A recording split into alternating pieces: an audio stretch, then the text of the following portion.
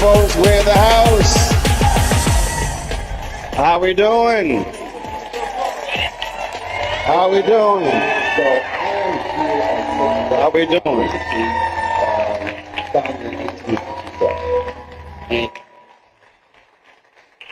Good to see everybody here. Good to see everybody here. Y'all got it straight now? Y'all got it straight now. Y'all can hear me, right? But y'all got to kill that reverb, please. It is glad to be back in Raleigh. Glad to see all of you here.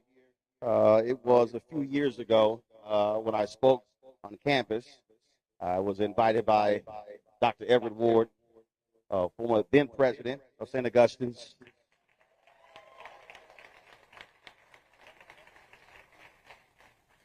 And it was one of the 60 HBCUs that I've actually visited out of the 107 in this country. And in all of these years, we've talked to many presidents, boards of trustees, alumni, students. We've talked about what is necessary when it comes to saving our institutions, but not only for them to survive, but also for them to thrive.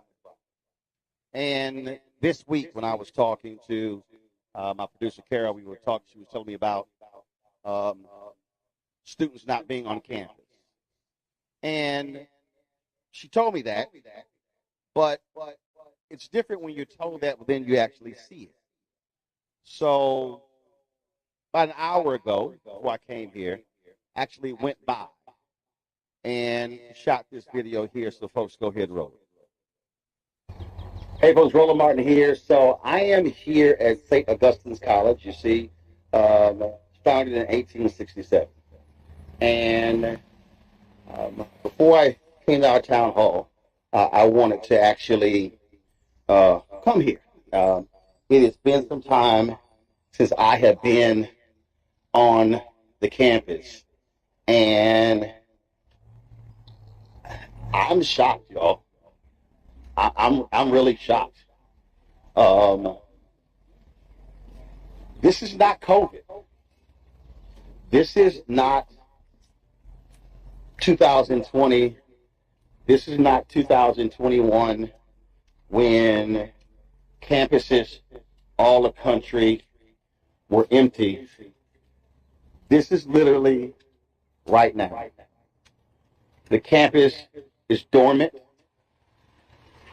You don't have students on the campus. You look at buildings empty. You see grass not cut. There is no life on this campus. This is mid-April. I've been to 60 of the nation's 107 HBCUs. And there have been times when I've been on these campuses and there's activity and students are walking around and students are going to class and faculty and staff, and it's the spring and folks are getting ready for graduation, commencement season, and there's nothing. This is sadder than I thought. I'm being honest. It's sadder than I thought. This is not what our ancestors fought for. I mean, you see the signs there, Falcons excel. And I'm sorry, this is not excelling. To see empty buildings. Got a security guard over there. I'm waving at him.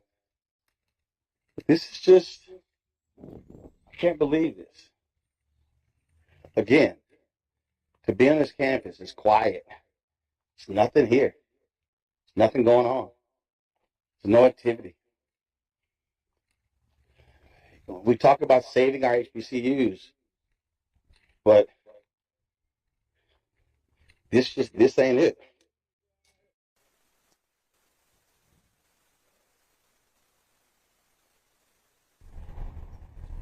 So, folks, we're live in Raleigh. Folks who are watching us in March Street Baptist Church, this is more video as I was driving along.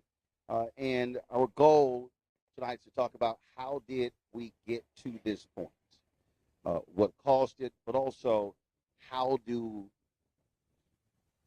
we get out of this in order to be able to revive this institution.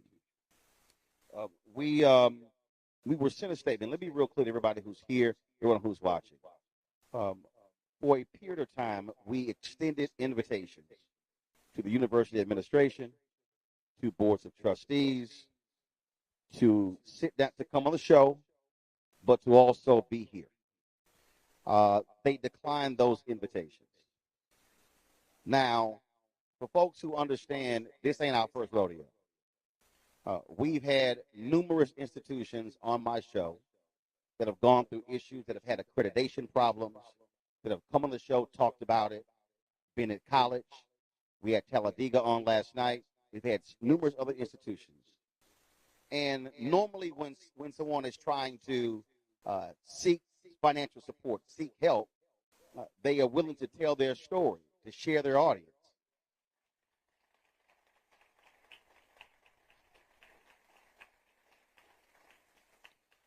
And so an email went out yesterday. I read this on the show last night. Email went out yesterday from the administration that said, "Dear alumni and friends of St. Augustine University, we extend heartfelt appreciation to each one of you for your continued support, advocacy, and belief in St. Augustine University. In light of the scheduled town hall hosted by the Roland Martin Show on Friday, April 11th in Raleigh, we would like to respectfully clarify that this event is not sponsored by SAU." Well, first of all, we never said it was. Neither the Board of Trustees, the University Administration, nor the National Alumni Association president will be in attendance. That is by choice. They were invited.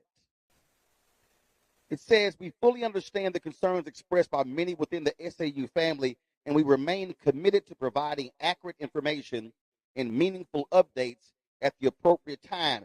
What other time is it now that's the appropriate time? Everybody, folks who are not here, you just saw that video. It is an empty campus. Buildings are shuttered.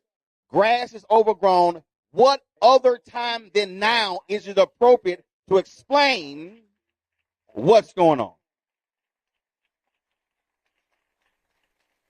They then said, right now, our priority is focused on maintaining our accreditation through the SAC SCOC arbitration process, securing essential funding to demonstrate our financial sustainability, supporting our students, especially those on the path to graduation on May 3rd.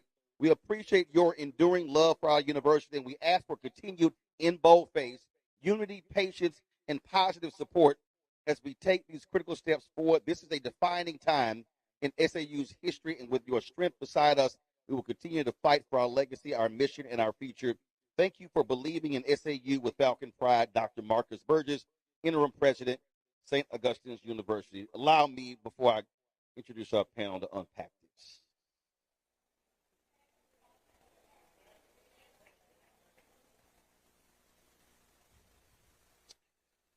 It was Ida B. Wells Barnett who wrote about lynchings,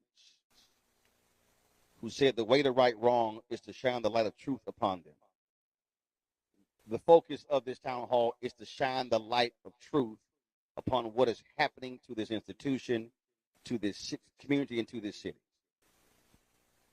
And Dr. Burgess, to read a letter that says, securing essential funding to demonstrate our financial sustainability.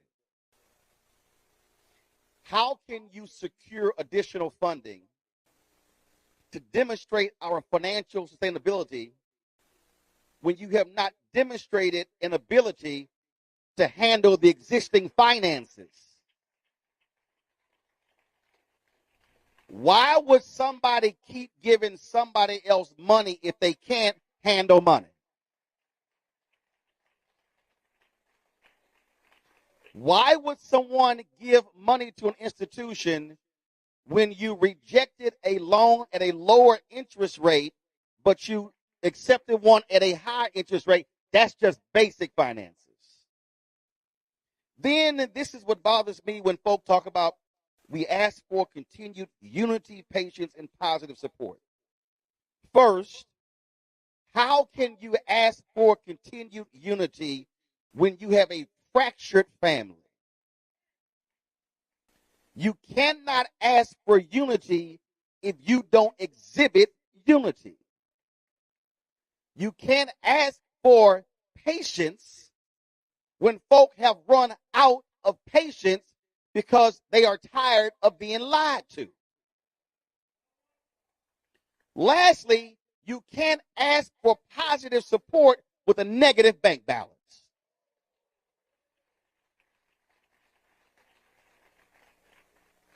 There comes a time when black folk have got to stop saying, oh, don't be negative, be positive.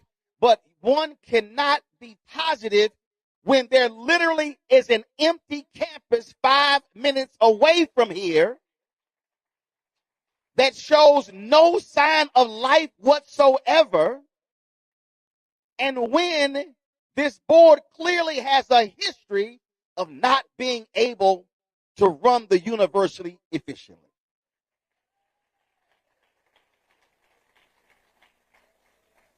These are not subjective statements I am making, because how can you go to somebody to secure essential funding when you had that lawsuit? United Healthcare Insurance Company, that lawsuit. The state of North Carolina, County of Wake, Managed Professionals, Inc., plaintiff, Saint Augustine. The state of North Carolina, County of Wake, Howard Fagans, that lawsuit. SBA Connect LLC, that lawsuit. St. Augustine's, another lawsuit. That's legal fees, that's court costs, that's money that could be spent educating kids, but they're lawsuit after lawsuit after lawsuit after lawsuit. Anybody who gets sued that much should not be in leadership.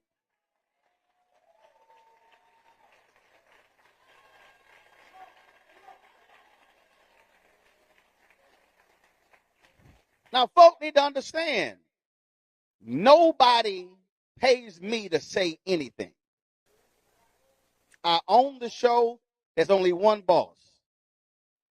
The only person above me on my flow chart is God. So what we are talking about here is a situation of numerous lawsuits, dilapidated buildings, 7 presidents, selling a radio station for $20, and not one time do you have university leadership having the audacity, having the guts to stand before the very people who they want to bail them out of their predicament to explain how they got in this situation. So our goal is to give folk an opportunity to express their concern, disdain, ask the questions, and also for the nation to understand what's going on, because this could be your HBCU next. We want to thank Dr. Sean Jerome Singleton and Martin Street Baptist Church for hosting us tonight.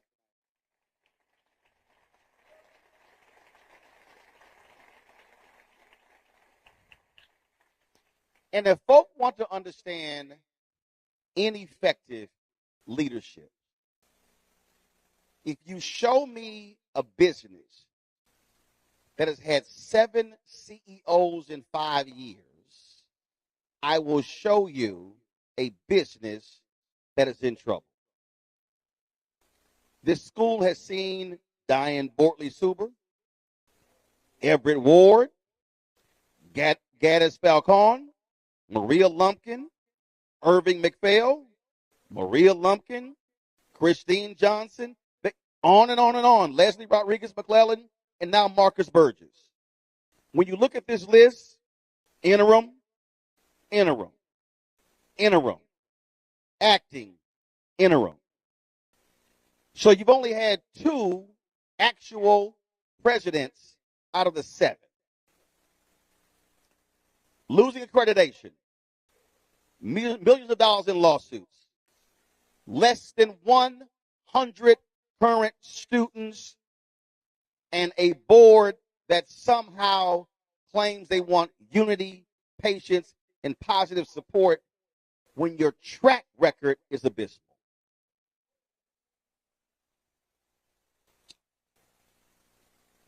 I want folk watching to understand that we've seen this before with other HBCUs, and some of them no longer exist. St. Paul in Virginia no longer exists. We saw Morris Brown go through hell for almost 20 years because of similar problems. And so, if we are going to be real honest about what's going on, it requires looking in the mirror and challenging folk who look like us, who claim they love the school they actually finished from. I do get a kick out of the fact that the board sent us a letter asking us not to use, respectfully, not to use the logo on our flyer.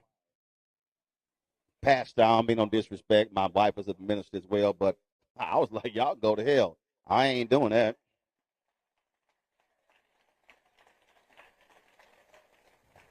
So since the folk didn't want to show up, I still believe it's appropriate to show their faces for the audience. So this is the Board of Trustees of St. Augustine University. Y'all see them right there.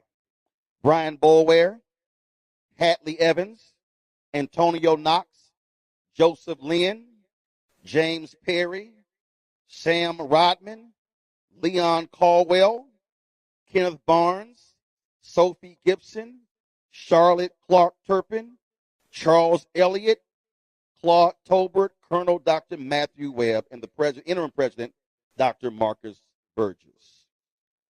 Folks, we searched the Wake County court system and found 38 lawsuits. 5 are still pending. Again, that shows money. Let's get into this. Dr. Derek Sauls, Associate Professor. Deborah Clark Jones, former St. Augustine University Vice President and whistleblower. We back? Y'all got me? Thank you very much. Katrina Williams, former St. Augustine's University Professor. How y'all doing?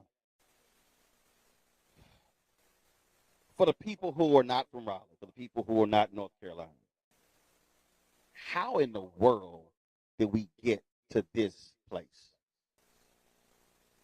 Your perspective, how did we get here? Anyone you can jump in. It should be on. Is it on? Press the button. Should light up. There you go. Thank you. First of all, thank you so much for this forum, a very important conversation to be had. As you mentioned, I was a vice president at St. Augustine's University. How long? I served there from 2018 to 2021. Okay. And if I could just first acknowledge, however, I want to acknowledge the pain that so many people feel right now. Alumni, students, faculty, staff. This is a really tough time, and it was something that could have been avoided. As you mentioned, I was a whistleblower. I witnessed members of the board, actually Boulware and Perry were 2 on the board at the time, that attempted to change approved minutes of the board. They also were aware of a false contract, one that appeared much later. And so you ask, how did we get here? How did we get here? I know that, of course, HBCUs face unique challenges. We all are faced with financial challenges. But governance matters. Strong leadership matters. And I think what upsets me the most is those who have sat on the sidelines and have been complicit by not raising their voices, not holding people accountable, because several red flags went up. years ago. There have been votes of no confidence. There have been letters written by former administrators, attorneys, and no one did anything. No one did anything. And that's why I say this was all avoidable. And we didn't have to show up here. For the folks who don't understand, first of all, this is a private institution. And explain the governance. Does the board report to anybody? They do not report to anyone. And I'm so glad that you brought that up because who selects the board? Other board members. So again, as when you look at public HBCUs, governor or the legislature oversees that. So the folk who could get rid of the folk with the problem are the same folk. The same folks. If we were a public institution, this would not have happened. So, Derek, I'll go to you. When I hear staff say they went 6 months without getting paid, but still committed to the school, I don't know how a board in their right mind could look people in the eye or send a letter asking for unity, positive support, and patience if you didn't get paid for 6 months. I don't know if any one of those board members would tolerate not getting paid 6 months on their job. For that question, Katrina Williams, she was there at the time, and she can Okay. answer that question. Just hold the button down and light up. Hi. Yes, that is a good question.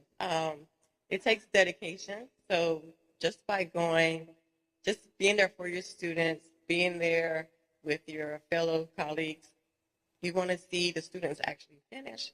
Also, by me being an alum of an HBCU, I wanted to see other students actually finish from an HBCU. Where'd you graduate from? Salem State University. And how long did you teach here? 17 years. 17 years. And when did you leave? Last August. Last August. What was the final straw for you? Well, I wasn't asked to return in August. Actually, What were you teaching? different health and physical education classes, Okay. some education classes. And you were asked not to return.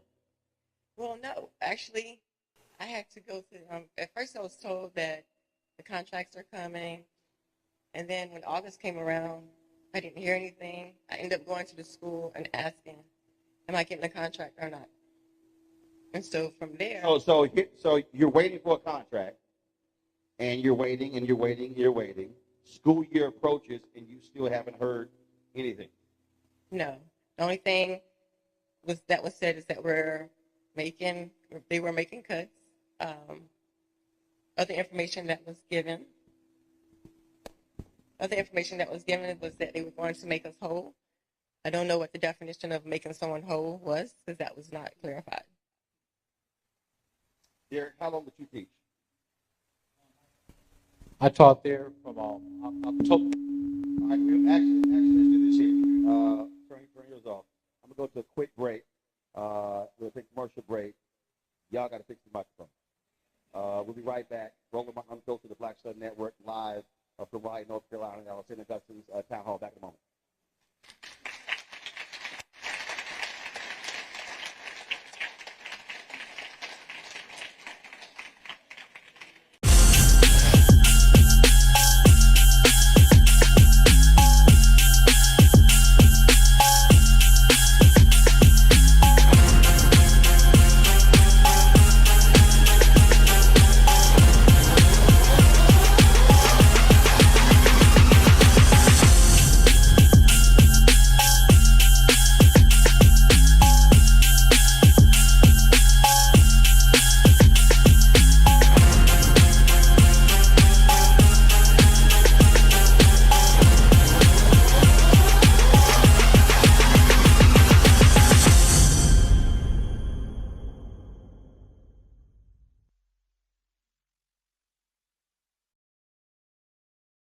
This week on The Other Side of Change. We're going to examine how foreign policy impacts domestic policy and how domestic policy impacts foreign policy.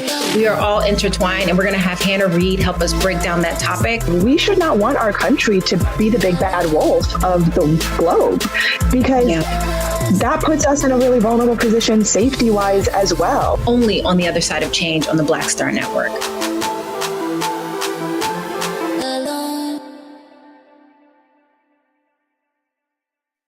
We begin tonight with the people who are really running the country right now. Now, Trump is often wrong and misleading about a lot of things, but especially about history. Donald Trump falling in line with President Elon Musk. In the wake of the unsettling news that MSNBC has canceled Joy Ann Reid's primetime show, The Readout, Roland Martin and the Black Star Network would like to extend an invitation to all of the fans of Joy Ann Reid's MSNBC show to join us every night to watch Roland Martin Unfiltered, streaming on the Black Star Network for news, discussion of the issues that matter to you, and the latest updates on the twice impeached, criminally convicted felon-in-chief Donald Trump and his unprecedented assault on democracy, as well as co-president Elon Musk's takeover of the federal government. The Black Star Network stands with Joy Ann Reid and all folks who understand the power of black voices in media. We must come together and never forget that information is power. Be sure to watch Roland Martin Unfiltered weeknights, 6 p.m. Eastern at youtube.com/Roland S. Martin or download the Black Star Network app.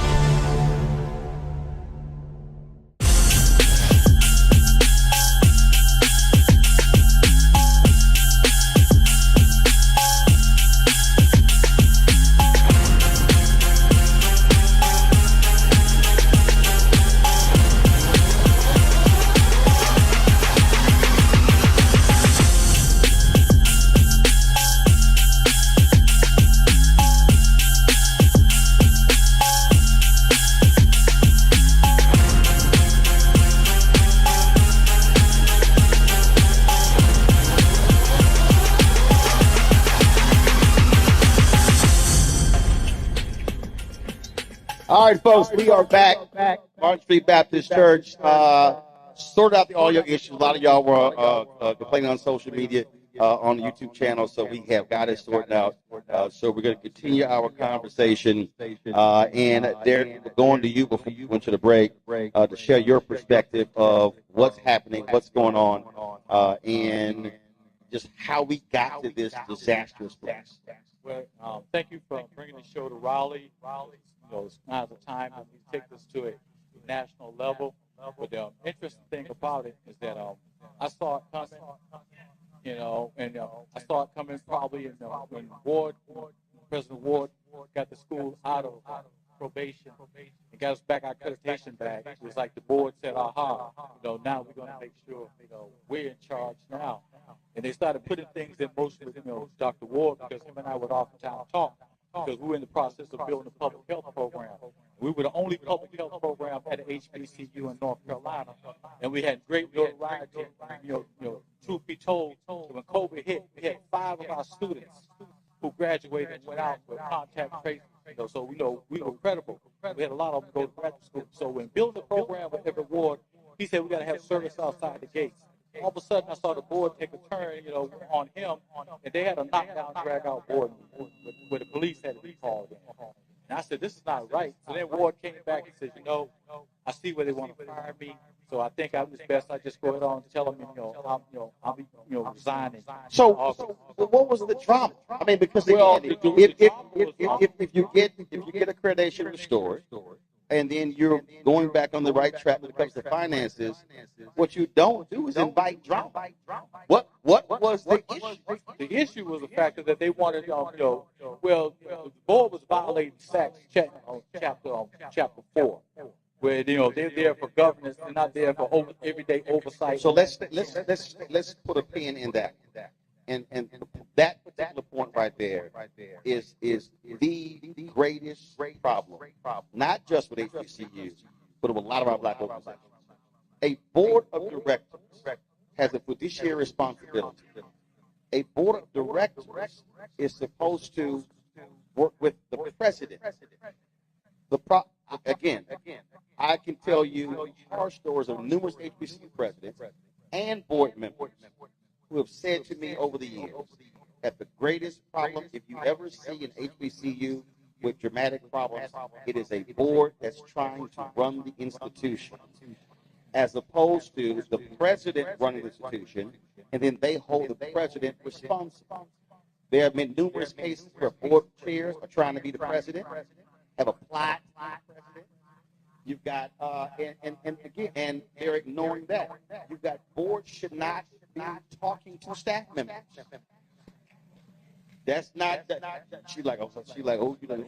She's like, you done triggered me. But real, that's not what the board's job is. And you're saying that's exactly what they were doing. Right, that's what they were doing.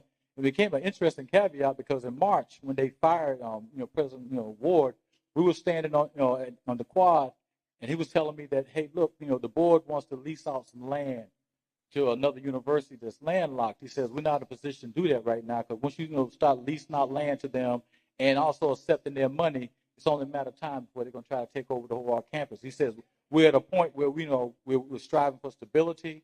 We got our accreditation back. Let's take it to the next level.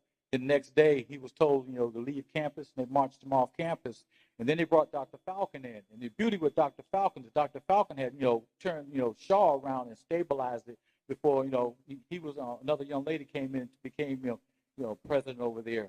So Falcon came in. And he was doing some great things. But then they got upset with Falcon because one of the board members wanted, Coach Williams fired. And I'm like, I'm looking at this, the dynamics playing out. I say, why you want to fire Coach Williams? So a board member wants a coach fired. Yes. But the coach reports to the athletic director, who reports to the president. Yeah, the coach was the athletic director. He was the athletic director.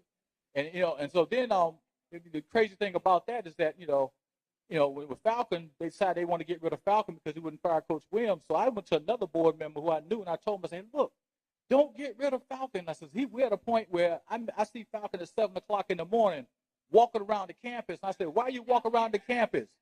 He said, because every morning I come here, I grew up in a farm environment. Every morning I come here, I'm dedicated to God's work. So he would walk around campus, see what was wrong, right and what was wrong every day, not one day, but every day.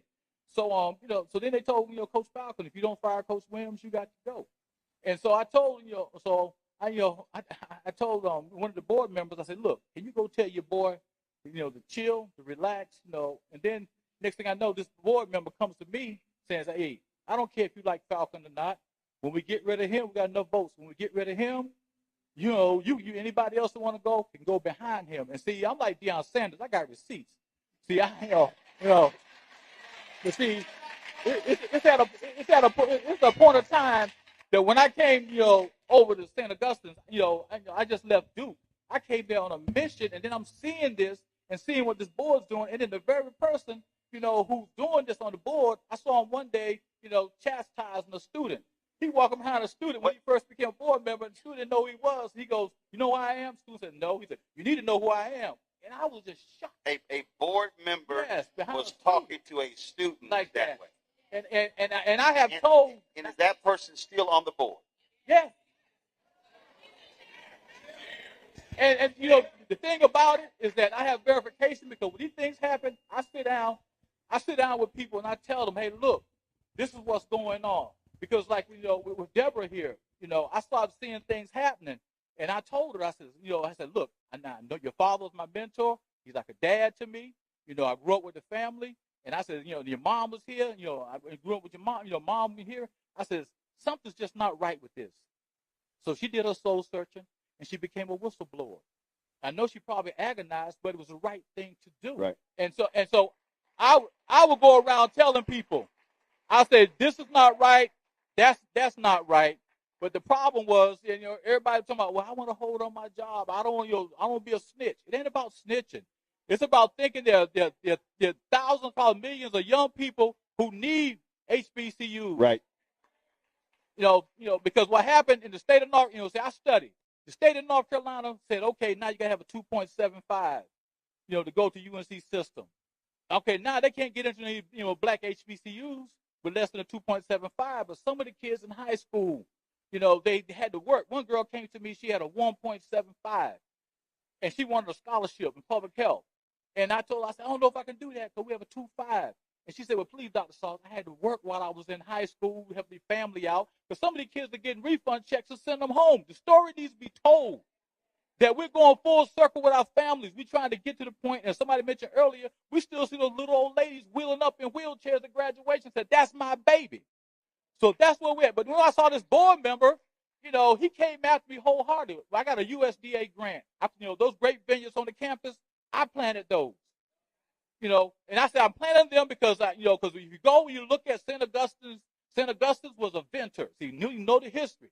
So I planted grapevines because I said it's going to be a teaching situation where all of a sudden we're going to go back to being healthy and take, Saint Augustine University back to the original agricultural roots, so we're going to know what we need to eat. But then, then the board member got mad at me one day and said, I can get MPI to go out there and tear up all those grapevines. So then I had to go to Dr. Lumpkin at the time. Dr. Lumpkin, I'm going to tell you like this. If he tear those things up, I'm going to federal government. It was done with federal money. He better have a good reason for doing that. So, so I know personally. I've been attacked personally. But God knows we had a Macedonian call, and we're going to make this thing right, because if another HBCU go down, it's going to be like dominoes. And it's always the Lord. So let's do this. Turn your microphone off and then turn yours on. So, Deborah, you sort of almost jumped out of your chair when I talked about the meddling, if you will. Yes. Normally when we think about board members trying to run an institution, we think about board overreach, right? Board members getting involved in the operations. What we're dealing with at St. Augustine's is far worse than that. We're dealing with board members who bring vendors up from Atlanta, Georgia, with no bidding process, insisting that the administration use them. We have board members who bring firms from Atlanta, Georgia up to Raleigh as if there aren't enough firms here locally. We should be supporting the local economy. And as they're taking them on a tour, suggesting that they allow them to put their second cigar bar in that development, this to me is next to criminal. It's not just about board overreach. The wrongdoing is happening. There's plenty of receipts to support it. And once again, no one, and here I'm talking about the other board members that had an opportunity to change the board, and they refuse to do that. So I do think that it's far greater than just board overreach. Is there an accurate number of how deep in the hole this university is in? We've only heard $60 to $70 million. That's a big spread, but that's the number that we have heard most recently from the. And there's never been an outline of what that is an audit or anything along those lines? There has been an outline, including the $10 million tax lien, federal tax lien on the institution, paying back the different judgments that you have already cited. I was trying to think of some of the other costs, but right now they have dug themselves in such a deep hole with predatory loans, with loans that they do not have the ability to pay back. And they've collateralized every parcel in their real estate portfolio. So there is nowhere else to go, and you cannot borrow your way out of debt. You can't do it. And you've already stated it. I think what is most egregious to me is these board members, to me, they're squatters. They're just sitting there at the institution knowing that no one trusts the board. It compromises fundraising for the institution. Funders will not give if they don't trust the governance of an institution. And yet they continue to sit and just watch the university burn. And that's just inexcusable. Katrina, final comment from you.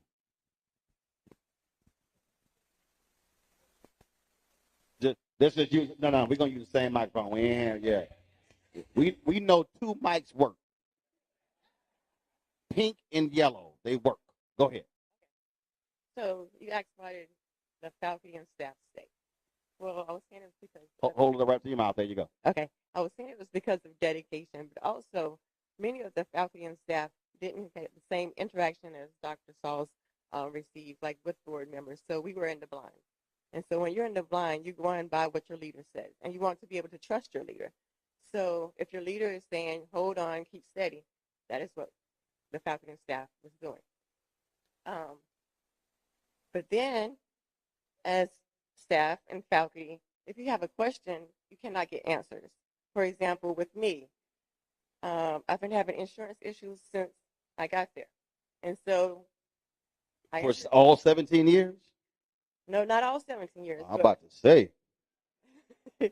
But for several years, even when Dr. Ward was there and we had Guardian as an insurance. I went to the dentist and the insurance money was coming out of my pay, but Guardian never received a penny. And so I had to pay that bill. Insurance money's coming out your check, but when you go to the dentist, they like, no, you got to pay yourself. Yes. Wow. And then just here recently, last year, insurance was paid up until January.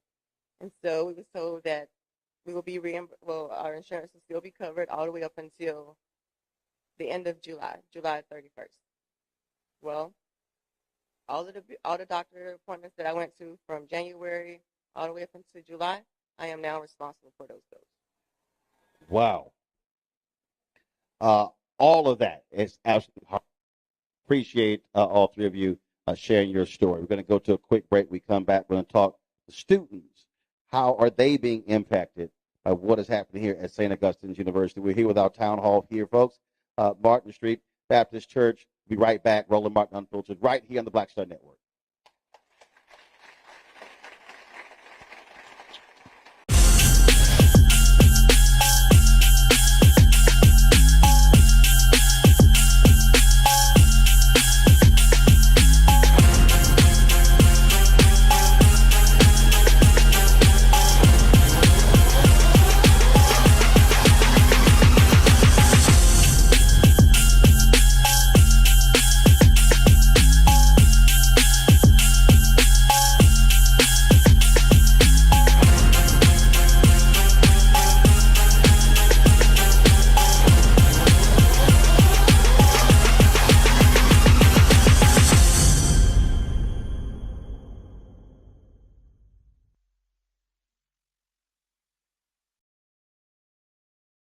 This week on The Other Side of Change. We're going to examine how foreign policy impacts domestic policy and how domestic policy impacts foreign policy.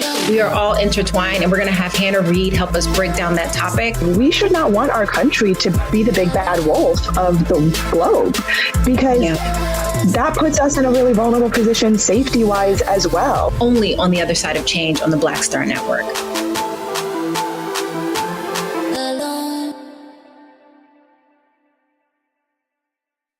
Hello, I'm Isaac Hayes III, founder and CEO of Fanbase. Listen to what I'm about to tell you. The window to invest in Fanbase is closing. We've raised over $10.6 million of our $17 million goal.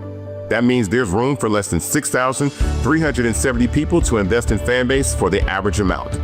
The minimum to invest in Fanbase right now is $399. That makes you an owner in Fanbase today. Go to startengine.com/fanbase to invest. Why?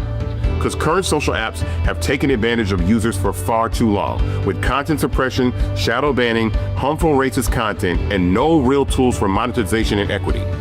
Fanbase has over 1.4 million users and counting, allowing anyone to reach all their following and monetize their content from day one. Social media is the new TV, and whoever owns the apps that distribute that content have the opportunity to own potential billion-dollar companies. While big platforms with uncertain futures are failing to serve their users, Fanbase is stepping up to fill the gap. Don't wait until it's too late. Invest now, invest for yourself and your future. Go to startengine.com/fanbase and own the next generation of social media.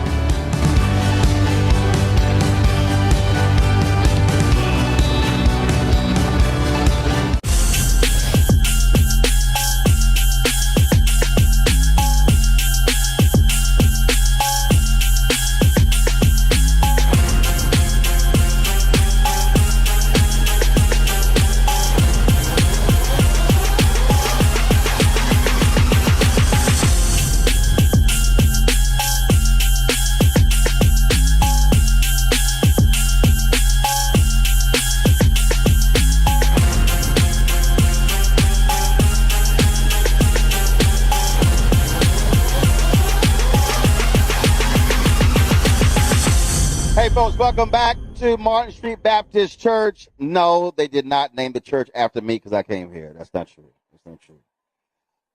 We're here for our St. Augustine's Town Hall meeting, listening to what has been going on with this university founded in 1867.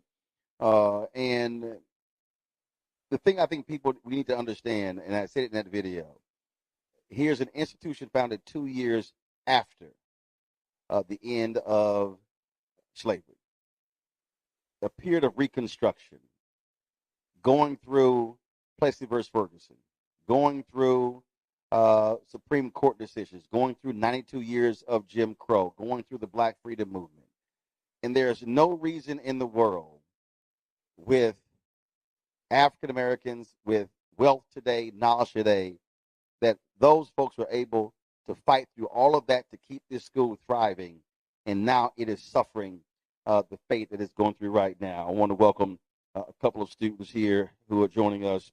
DeVaron Benjamin Jr., Neveron Benjamin Jr., former St. Augustine University student, and also Bishop, also a graduate. So glad to have both of you here, gentlemen. So, first of all, conversations you're having with your fellow students. What are they saying? What are they expressing? What are they feeling? Student body less than 100? Speak to that. Everybody's hurt. That's the best way. Are we on? Is the microphone on? Make sure it's on. Lit up? Cool, go ahead. Everybody's hurt. Y'all can hear me? There you go. Doc, you got talking to it. All right, boom. My bad.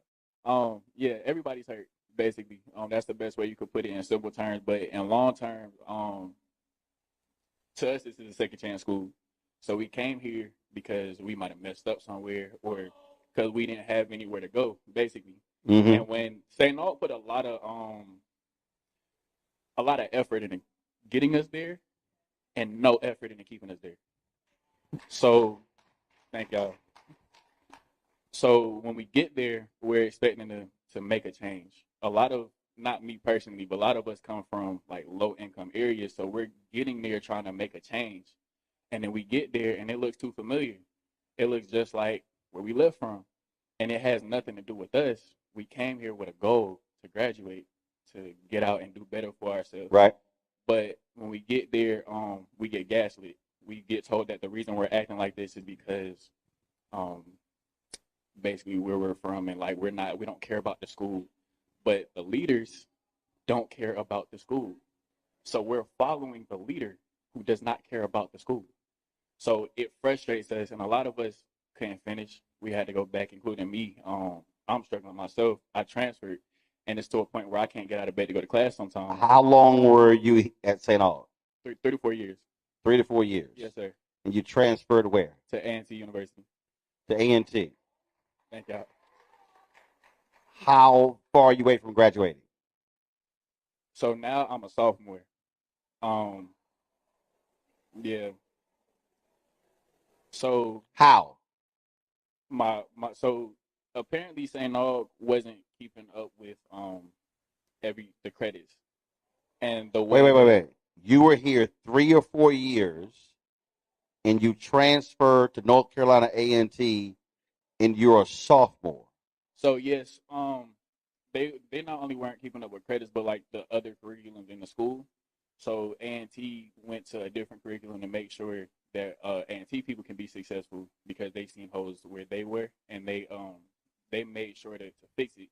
So when I went there, first off, for the people who are watching, when you transfer, you don't necessarily transfer all of your credits. It has to be accepted by that particular university, sure. And so a significant number of your credits exactly can't transfer because of the classes. And also, they held my credits. That's another side of it. Initially, I thought I had a good amount of credits, and they were trying to make me pay for credits that I never had to pay for. They put me in debt when I left, but the whole time I was there, I was never in debt. So it went from 0 to like 12 to 20 to the numbers kept fluctuating thousands of dollars when I never had any debt at all in the first place. So wow, Landon. My my experience is a lot different but similar. I graduated a little earlier than him. When? So my year was 2020, COVID. That's when I graduated. Mm-hmm. I started 2017, and I came from a community college. Just to give you a heads up too, Mr. Martin, I'm from Raleigh. Okay. My grandmother is down the street from Saint Augustine, was the first black woman to be a captain of women's prison. That's who raised me. So I went to St. Aug. I went to St. Aug because she had a stroke my senior year of high school, so I stayed close, went to Wake Tech, and I met Dr. Ward in a barbershop. Long story short, I come now to St. Aug, and the difference of organization from a community college to St. Aug, and mind you, I'm a student because he did the same thing, and it's crazy we met from his father, but I wasn't one of those students that just complained. I literally did work study with financial aid, student ambassadors. I was in a WAUG radio station. I used to host the pep rallies. I've done almost every. I was an RA, and I was in the business office where they BOA stamp you before kids are coming in. So basically, you saw how the sausage is made. I seen everything. And I take it was so bad that's why you got them shades on right now. I seen everything. I'm telling you, I seen everything. Trying to cover black eyes. Yeah, okay, I got it. Yeah, no. I've seen everything. So you were talking about going from that community college, yes, to here, yes, and that's night and day. Very much night and day. Financial aid, and I can comfortably say this because I again was involved. Financial aid was never up to par. They were still catching up from the years before. So they're still trying to catch up years before, but got to get ready for the next enrollment of students coming in. That's how crazy it was. Mind you, I'm a student ambassador, and we would have this little joke. It's sad to say, but it really is. But we was bringing kids to the slaughterhouse. I kid you not. We was bringing kids to the slaughterhouse. I recognized that because I was the smiling person that had everybody clapping their hands, welcome, and everything. And mind you, back then, you had to have a BOA stamp before you even get into your dormitory. When I was there, bring them in. Like, just get them in first, and then we'll figure it out later. So I was there when they would have the students actually come stay on campus. And then that was called SOARs. They would stay on campus for like a night. We seen the kids. I talked to the kids. I talked to the parents and everything. And like, we were so far behind. I started noticing it. I was just like, wow.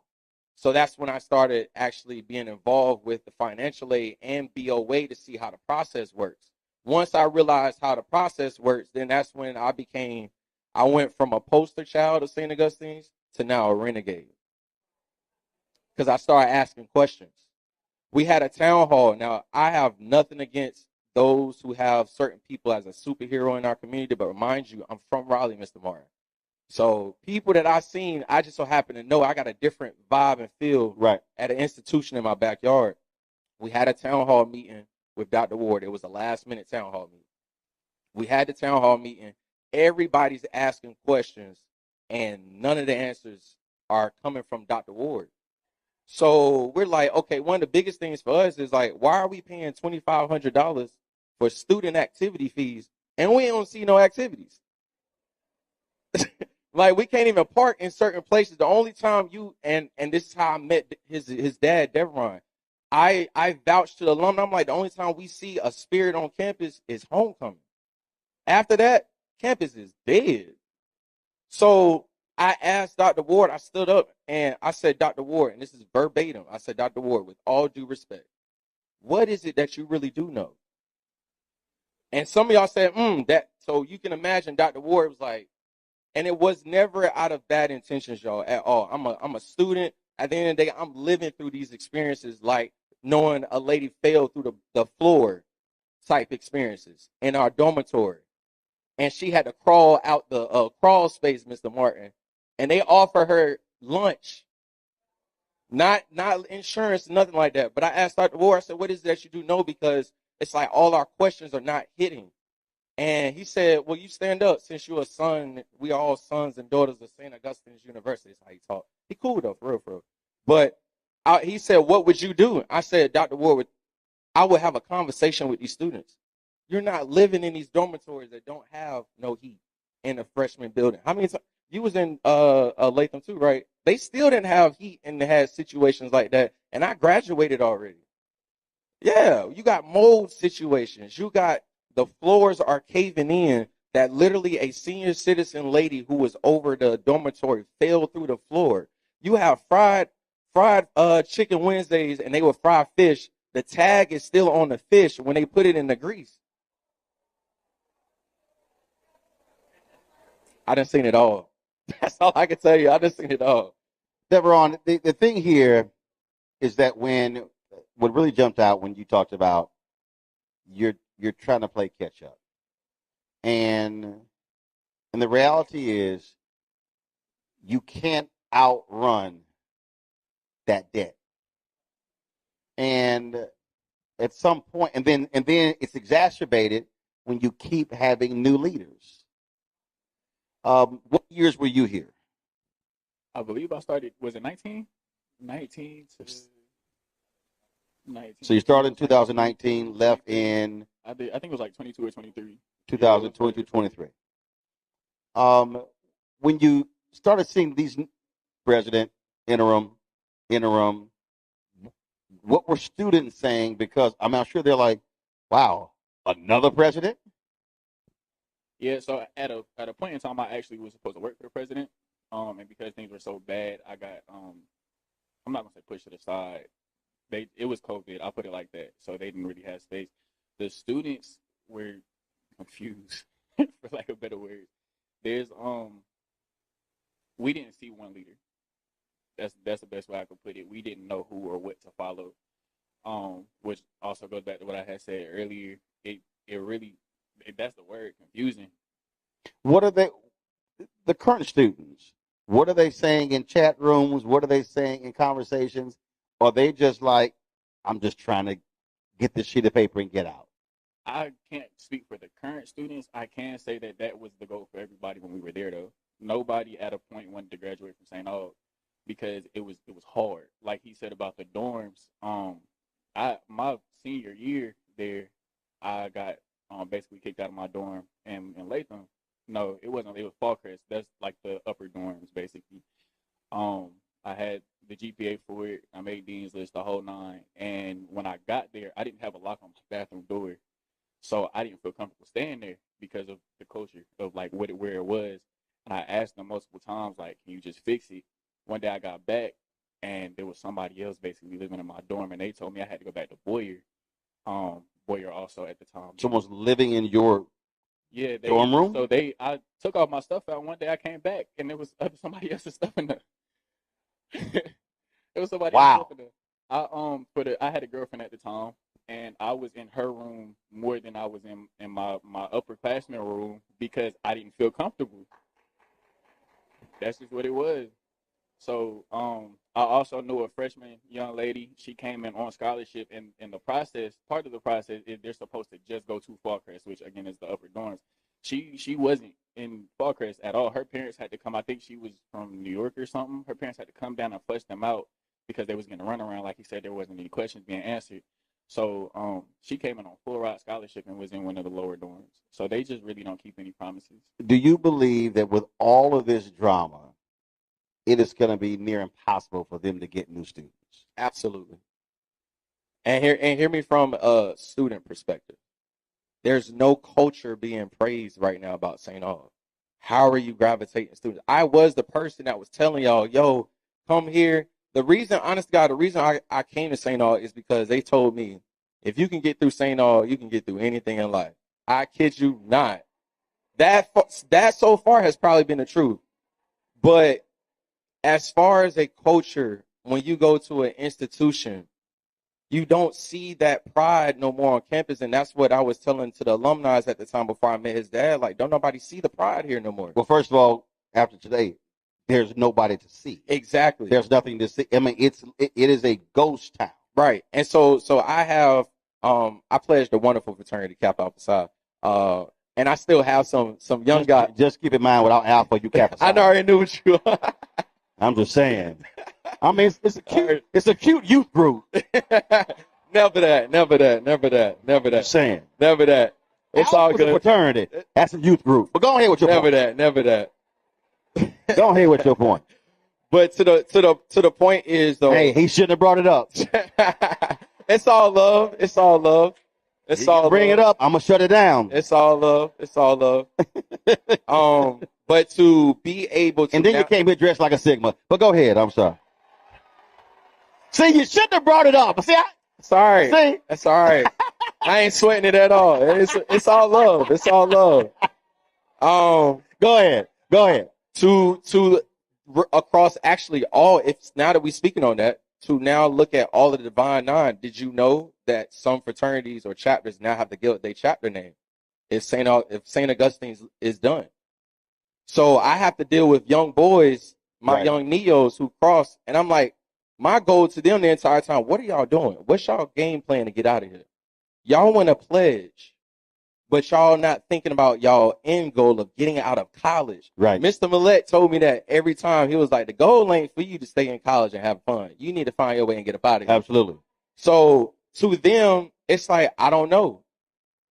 And then when you talk business and start learning the finances of college to a teenager trying to be a young man, it's just like, do you realize that you signed a deal that this is a $26,000 tuition school and you took out loans and you're going to have to pay those loans back when you finish?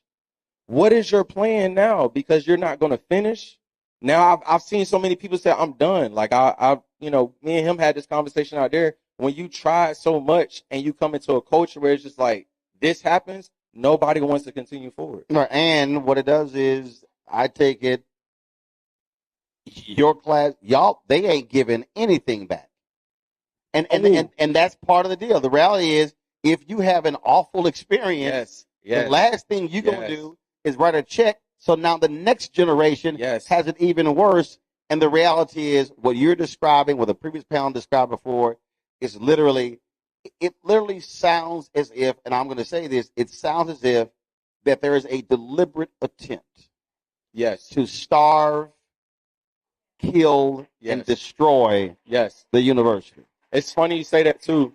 I asked one of the most recent interim presidents. This was while a fight was going on campus during homecoming.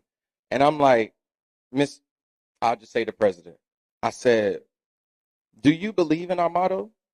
First of all, you already been naming other presidents. I know, but I ain't even gonna do her. I ain't gonna do that person like that because they in a lot of limelight.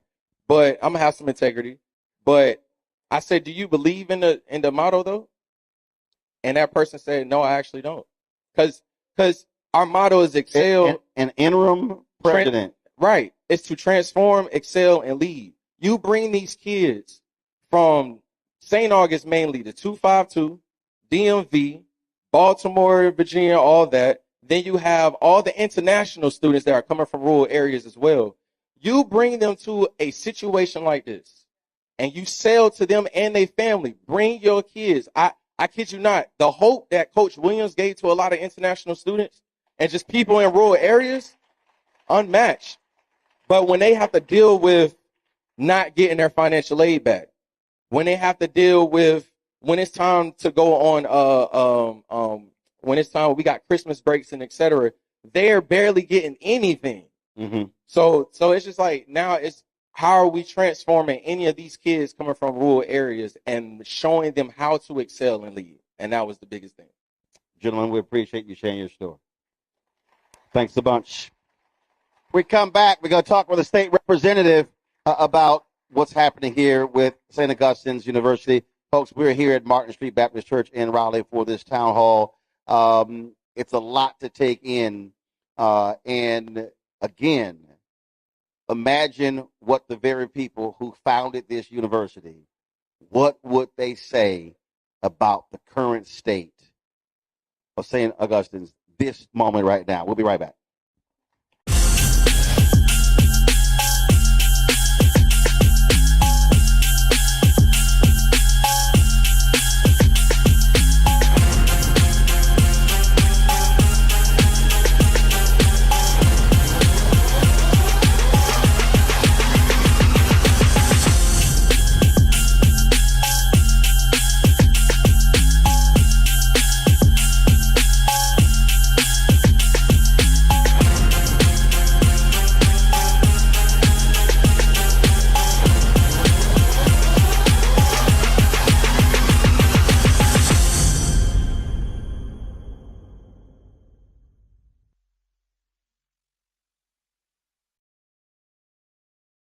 This week on The Other Side of Change. We're going to examine how foreign policy impacts domestic policy and how domestic policy impacts foreign policy. We are all intertwined, and we're going to have Hannah Reed help us break down that topic. We should not want our country to be the big bad wolf of the globe, because that puts us in a really vulnerable position safety-wise as well. Only on The Other Side of Change on the Black Star Network.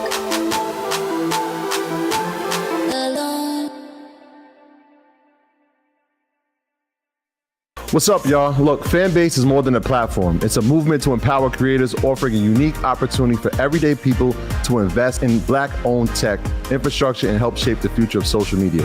Investing in technology is essential for creating long-term wealth and influence in the digital age. The Black community must not only consume tech, we must own it. Discover how equity crowdfunding can serve as a powerful tool for funding Black businesses, allowing entrepreneurs to raise capital directly through their community through the Jobs Act.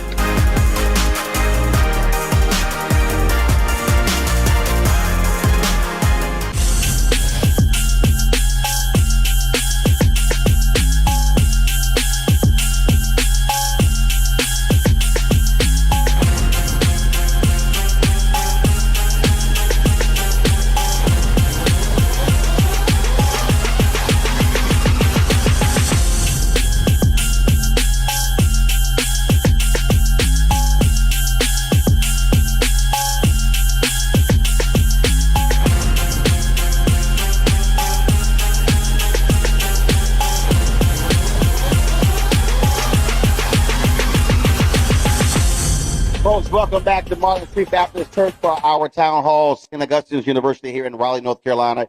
Joining us is the state representative where the university resides is Representative Abe Jones. Glad to have you here. That was an effort to do a deal, a land deal for the university to bring it, and the Attorney General stopped it when it came to the value of the land. This is a private institution. What can the state do? Other besides that, because with nonprofit, Attorney General weighed in, but what can the state do to assist in this effort? Have you had conversations with board members about what's going on? And if so, what are they saying? I haven't had any conversations with board members. The state, as I understand it, could help. There's precedent for it because Bennett College over in Greensboro was in trouble some years ago, and the state reached in and maybe others too and helped Bennett College. How did they help? Provided some money, as I understand it. Now there are conditions, and I'm not familiar with the deal because I wasn't in the General Assembly then. I've only been there 4 years. This is my 5th year. But I have talked to the senator that does represent that area, and she told me that Bennett College did get help. Right. Now, in return, they have to submit to annual audits. Right. There have been 5, as I understand, and there were certain conditions. They didn't share the conditions with me. However, what I want to do is find out what happened. No one's explained to me how the car got run into the ditch, so to speak. Right. And it's hard to go to my fellows and my fellow members and ask for money for a great institution that has a great history and not know what happened. Okay, so with that being the case, have you, the state senator, city council members, county commissioners, mayor, consider putting together a political delegation and calling the board of trustees to that meeting to explain what's going on? I have thought about it, and I don't know if it can do it unless... Hold it up. I've thought about it, but I don't know if it can be done until I get the agreement that someone will tell me what happened. No. But here's my whole point. Here's my whole point. You as the state rep, the state senator, the county commissioner that oversees the area, the city council member over that particular area, as a coalition, send that letter saying to the board, y'all are demanding a meeting with the Board of Trustees where they explain to y'all what is the plan of action to deal with these problems. They need to explain to y'all what goes on, because whatever decision they make has an impact on that land in your district. And if they tell y'all to go to hell, then we really know what's the problem. I mean, so my deal is, let's not think about it. Let's do it. Well, I understand your question. The problem is I understand the question, but you can't force anyone to do anything. No. You can't force. You can't force. You can ask them. No. But here's my whole point. You can't force, but if you are an elected official overseeing that area, if they have issues with crime in the area, they have to go to the city. Correct. If they have issues with roads, they have to go to elected officials. So it's not like, even though that's a private institution, also they are a nonprofit. The state has governance over nonprofits. And so what I am saying is, the political leadership needs to operate as a coalition and demand a meeting with the board chair, the full board of trustees, and the president to lay out to you what happened and lay out what is your plan to fix this, because your constituents are not happy. That has to happen. And I don't disagree with you about that. All I'm saying is it takes more than one. We have this district. I'm the only state representative. We have city council. We have county commissioners. And I'm willing to attempt to put that together. But I can't do it alone. No. I'm not. You're not going to do it alone. Okay, I got it. Right. Who's the state senator for this district? Daniel Blue is. Yeah. Who it is? Dan Blue. Dan Blue. Yeah, he's been there a good while, and I believe he's probably willing to help too. Okay. Yeah. Dan Blue. He Republican, Democrat. What is it? Okay, got it. We're all Democrats. Okay, who's the city councilman for this district? I believe that's Corey. But hold on. Shh. Yo, I got this.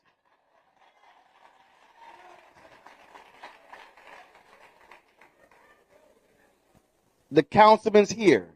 Yes. Come here.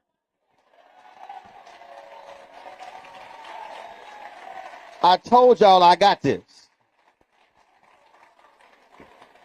How you doing? Good to see you. This is Corey Branch. Hey, Corey. Pass the mic to the councilman.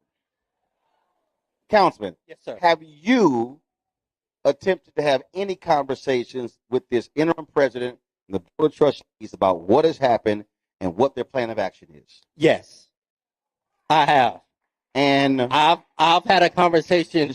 What happened? So I had a conversation with the acting president, and in that conversation, he keeps saying, "We have a plan. We're working through a plan. We have a way to have funding." That's what he's telling me. Okay, so that's the conversation I've had. He said we have a plan. Yes, he has not shared the plan to me. So how you know there's an actual plan? How do I know about it? I don't, because he hasn't shared it to me, but Gotcha. I've had the conversation with him. Okay, so are you willing to join with the state rep, have a political delegation call for the interim trustees to literally come to your political delegation to explain how do we get here with documentation, and then also lay out to y'all what that plan is, because that campus being empty, let's walk this through, first, has an impact on the community when it comes to sales tax. It impacts the businesses around there. The condition of the university is now blight. So are you willing to do that in the next 10 days? I would meet with them tomorrow. I mean, I have no problem. Anyone knows I'm not hard to find. No. So yes, I'm 10 days. I'm talking about. I meet tomorrow. Okay, okay. I got again, y'all. I got this, y'all. So I'm not gonna say tomorrow because I want you as the councilman, you as the state rep, the state senator, and whoever the county leader is. I want the four of those individuals. You can put the mayor if you want, but if not, that's fine. But the four to put that letter together and send it to that president and that board of regents, that board of trustees, and say we are requesting that meeting, a face-to-face meeting with them to get all of those answers, because as the duly elected representatives of the people, since clearly they're not going to talk to the people, if they choose not to talk to y'all, then y'all really know how they feel. And if I can say, I've actually, their past chair of their board and their current chair, the 2 times I've interacted with them, I had to introduce myself to them because they don't know who's in Raleigh is in leadership. Oh, no. Here. So they gonna know now. Yeah, they know now. But that's my point. No. That's my point. I mean, at the end of the day, if all you keep hearing is they're unaccountable, they're not talking to anybody, as political leaders, that's the level of pressure that needs to be placed upon them to get those answers. Because again, we're talking about whatever decisions that they make with that school and that property has a direct impact on that neighborhood and the city. Representative, go ahead. Let me say this about Saint Augustine. I have a deep and long, strong tie with Saint Augustine. I grew up in part on that campus. My father was there for 10 years as a professor. And so I love St. Aug. I want St. Aug to survive. But the problem is, and I hate to point a finger in open air, but to me, the board failed St. Aug. No. Now, okay. Right. Now, for some reason, that happened. I don't know why, but I know that the board can hire and fire presidents and dig into finances. And I just want to know the inside story. They don't even have to say it publicly. I'd like to talk to them privately first because I'm a lawyer, and then we take the next step. But I can't. No elected official by him or herself can do it. No. With all due respect, Representative, it's a whole lot one person can do. I agree with you. It's a whole lot. Yes. If you got a federal lien on you, you likely got a state lien coming after you. They likely owe city water services. See, what I'm saying is, if I'm going to figure out what my end is, I'm not going to act like I'm on the outside. This is a crisis moment. And this requires every lever of pressure to be used to apply to leadership to lay out answers.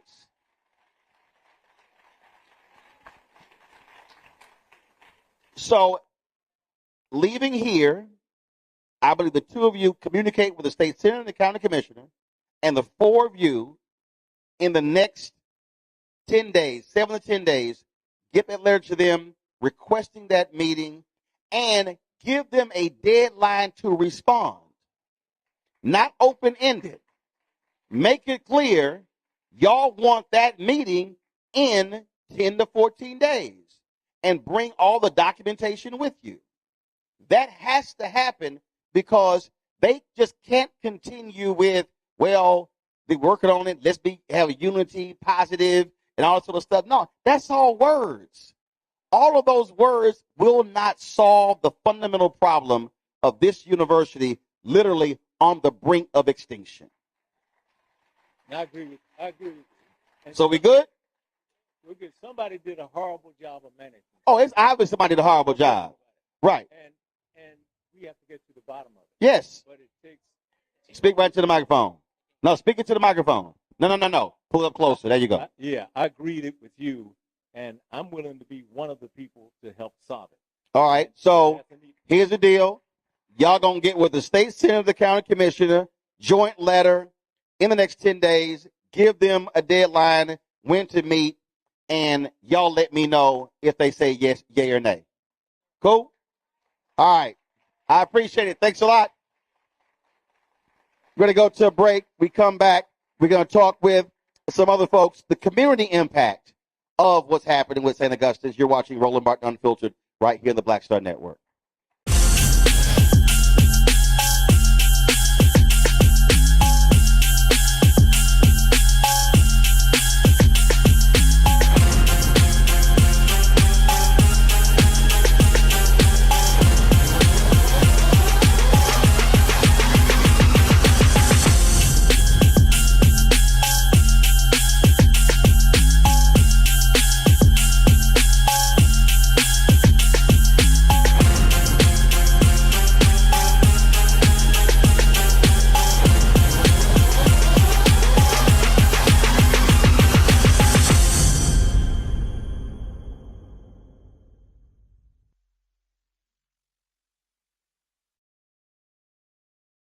This week on The Other Side of Change. We're going to examine how foreign policy impacts domestic policy and how domestic policy impacts foreign policy. We are all intertwined, and we're going to have Hannah Reed help us break down that topic. We should not want our country to be the big bad wolf of the globe, because that puts us in a really vulnerable position safety-wise as well. Only on The Other Side of Change on the Black Star Network.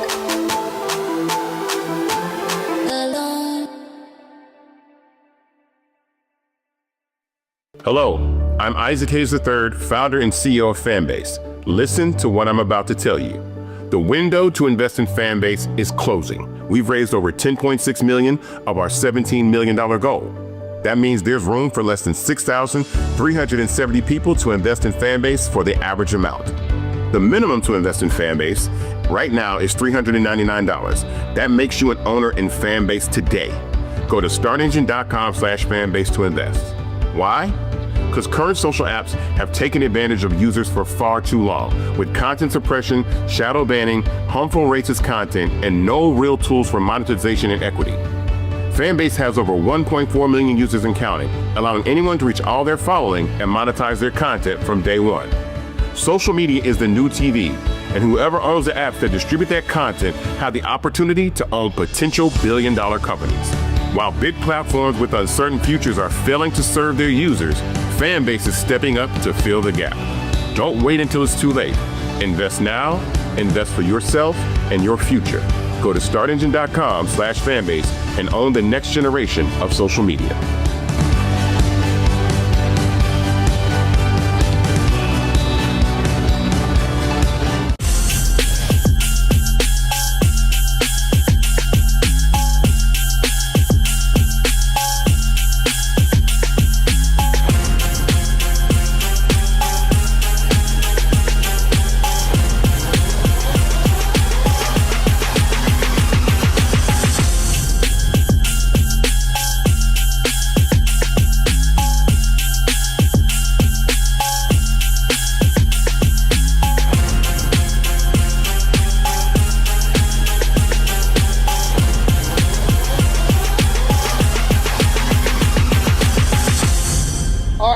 Welcome back to Martin Street Baptist Church for our St. Augustine's University Town Hall meeting. Let me introduce our next panel of the pastor of this church, Reverend Dr. Sean, running the audio board, Singleton. He was back there getting it together. Elfrida Hicks, community organizer. And also Harold Mallett, community organizer as well. Glad to have all three of y'all here. As I said, Pastor said at the outset, we're just 5 minutes away. This has been going on for so long. Just walk us through it. Grab this here. Just make sure you turn it on. Just walk us through just how difficult this has been for the community. Just the constant upheaval, uncertainty, and just lack of clarity with what's happening at this institution. The word that comes to mind for me is really depressing. I pass by every single day on the way coming. I pass by, and just to see how the buildings have gone down, it's almost sad to know that students are really living in this condition. Um, the impact on the community. So many St. Aug graduates are around here, and just for them, the pride that they have, in their school to see what has happened to it. Again, the word that comes to mind is depressing, and it's sad, and it almost seems like most of them feel powerless because of the way that they have been handled by the board and the things that they've done. And I know that many of them have been working hard, other organizations, alumni associations. I know our church, for example, we actually had to feed the students. Several churches on Sundays had to actually provide food and take home bags for those kids to eat in college. I was talking to someone and they said that staff members were facing eviction. Yes. And the community has been helping them pay their rent. Yes. Helping them live and just survive. Well, I mean, most of us in here, if we went 6-7 months without a paycheck, right, we would be in the same condition. And so you have to imagine if you're on your job and they told you you weren't getting paid for months, but you were still coming to work, how you would feel about those individuals. But that shows how much people really love the university and how the community, this is a community partnership between this church and that school. The amount of alumni that have come through here and the things that we have partnered with St. Aug to do to see what has happened, and the amount of presidents that keep going through, and it just has been sad. Alfreda. Really sad. As a child of the community and the neighborhood surrounding the campus, it's heartbreaking because there are students who have been entrusted to that campus by their parents, and they have come there. They don't have food, they don't have safe living conditions, and they have an administration that does not care. The community has stepped up in a way that is phenomenal because they have fed students, they have paid for graduations, they have paid for faculty mortgages, bills, but we have an administration that keeps giving their behinds for us to kiss. St. Augustine's University was my first experience with college. I played on that campus as a child. For me, that's home. And anybody that knows me knows that it's personal. I'm a parent. I'm a grandparent. I can't send my children to St. Augustine's University in the state that it's in now. That would be insane. But we expect other people to do the same. Mm-hmm. And the community surrounding the campus now, the face of the community has changed. Anyone going through the neighborhood sees now that the community homes, the families that were there have been forced out. You have $1 million homes that now surround our campus. The community itself, and some of those people, believe it or not, want to help save our university. They're willing to write checks to save our university. But how can you ask someone to do that when you have a board of trustees, a board president who's an alumnus of the university, who won't even have a conversation about the misdeeds that they've done? Harold, do you believe that this is a deliberate attempt? There's no question that this is a land grab. That's what this has been, okay? Unfortunately, we have participated in a land grab, okay? We have failed. We have failed as a community to understand what is at risk. The loss of opportunity, the loss of employment, the loss of land itself, which I think is the driving force behind this. There are people who are only interested in that campus because of what they can develop on this side of town. Okay? There are forces at work, and as a community agent, I've been working with a lot of groups, and we recently were looking at tax disparities.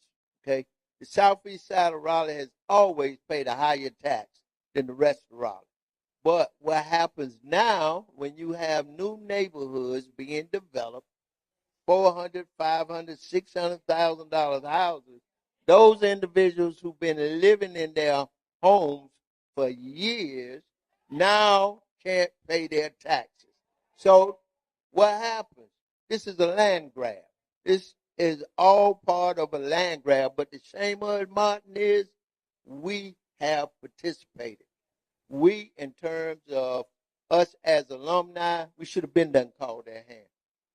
We should have been them called their hand. There have been evidence that they were not up to the job for over 10 years. You know? They hurt our community. First of all, they isolated themselves away from our community. You came in and saw Dr. Ward, right? This was an attempt to bring the school back into the community. Okay, his process would have helped done that. Okay, but we now find ourselves, and even before him, where the leadership came from the outside and didn't engage the community. Right. So how can you get community support if you don't engage the community? And that was the point, Pastor, that I was making at the top with that letter. How do you think you're going to get financial support if you're not even talking to the very people who care the most about the university? Yes. Go ahead. I mean, that to me, that's just. I'm sitting here looking at the website, and maybe this is a different website. On the website, Saint Augustine University at a glance. Y'all, this is on the website. It says students 924 plus.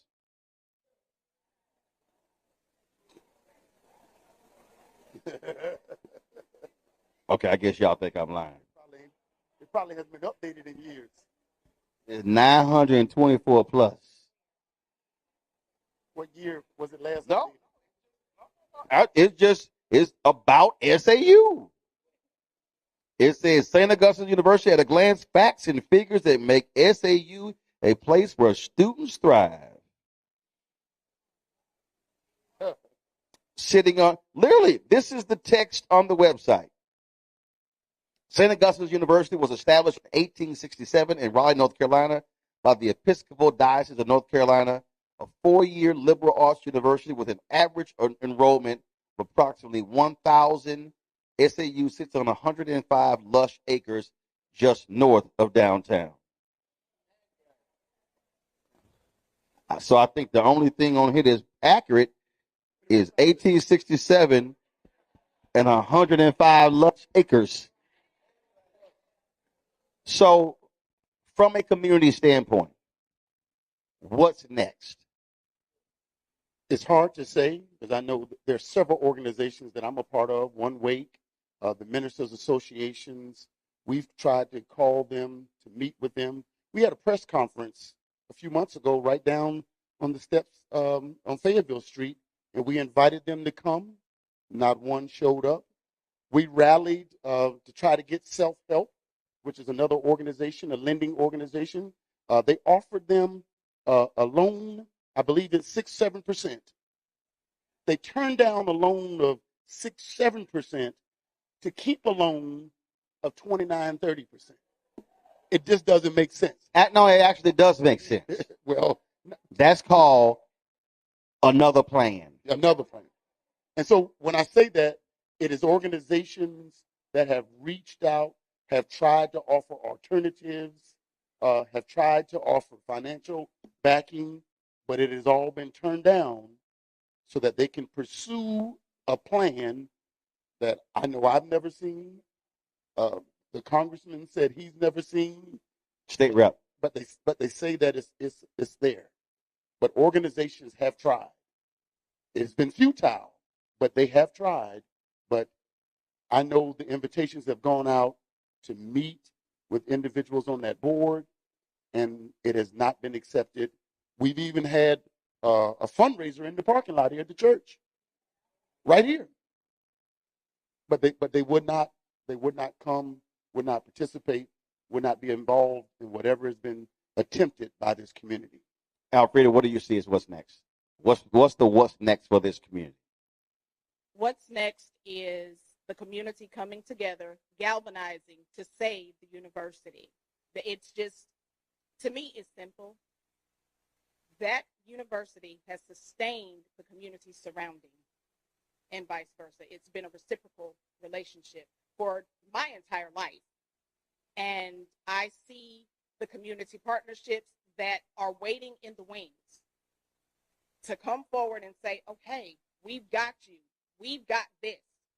But nobody is going to do anything as long as that board is in place. And what we have to do as a community is put our boots on their necks and make them understand you can't come into our house and take our stuff. Saint Augustine's University, that's our house. It belongs to this community. It has sustained this community, and they cannot take our stuff. Harold, what do you see as the what's next for the community? What's next is the great need for us to understand that this university can't exist without accreditation. The board would like for you to think that if you don't have accreditation, then it's over with. Okay? There are elements in that community out there that would like for you to think if you don't have accreditation, then it's over with. We will need to rebuild ourselves. We need to build it back the way it should be. Okay? What that will take is those of you who are sitting out there are going to have to commit. You're going to have to put yourself at risk. You're going to have to commit. If we do not fight for what is ours, then it's over with, man. Right. It's over with. We got to commit. Okay? This board has been complicit with elements in that community out there to rid ourselves of our property. That's where we at. You know? All right, folks, we appreciate y'all being on the panel. When we come back, we'll chat with National Alumni, and then we'll talk to some other folks, including organization you were talking about who offered financial support. All that next, right here in Roland Martin Unfiltered on the Black Star Network, live from Martin Street Baptist Church. This week on The Other Side of Change. We're going to examine how foreign policy impacts domestic policy and how domestic policy impacts foreign policy. We are all intertwined, and we're going to have Hannah Reed help us break down that topic. We should not want our country to be the big bad wolf of the globe, because that puts us in a really vulnerable position safety-wise as well. Only on The Other Side of Change on the Black Star Network.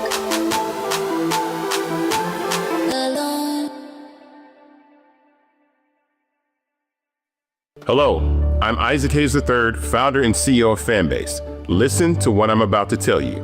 The window to invest in Fanbase is closing. We've raised over $10.6 million of our $17 million goal. That means there's room for less than 6,370 people to invest in Fanbase for the average amount. The minimum to invest in Fanbase right now is $399. That makes you an owner in Fanbase today. Go to startengine.com/fanbase to invest. Why? Because current social apps have taken advantage of users for far too long, with content suppression, shadow banning, harmful racist content, and no real tools for monetization and equity. Fanbase has over 1.4 million users and counting, allowing anyone to reach all their following and monetize their content from day one. Social media is the new TV, and whoever owns the apps that distribute that content have the opportunity to own potential billion-dollar companies. While big platforms with uncertain futures are failing to serve their users, Fanbase is stepping up to fill the gap. Don't wait until it's too late. Invest now, invest for yourself and your future. Go to startengine.com/fanbase and own the next generation of social media.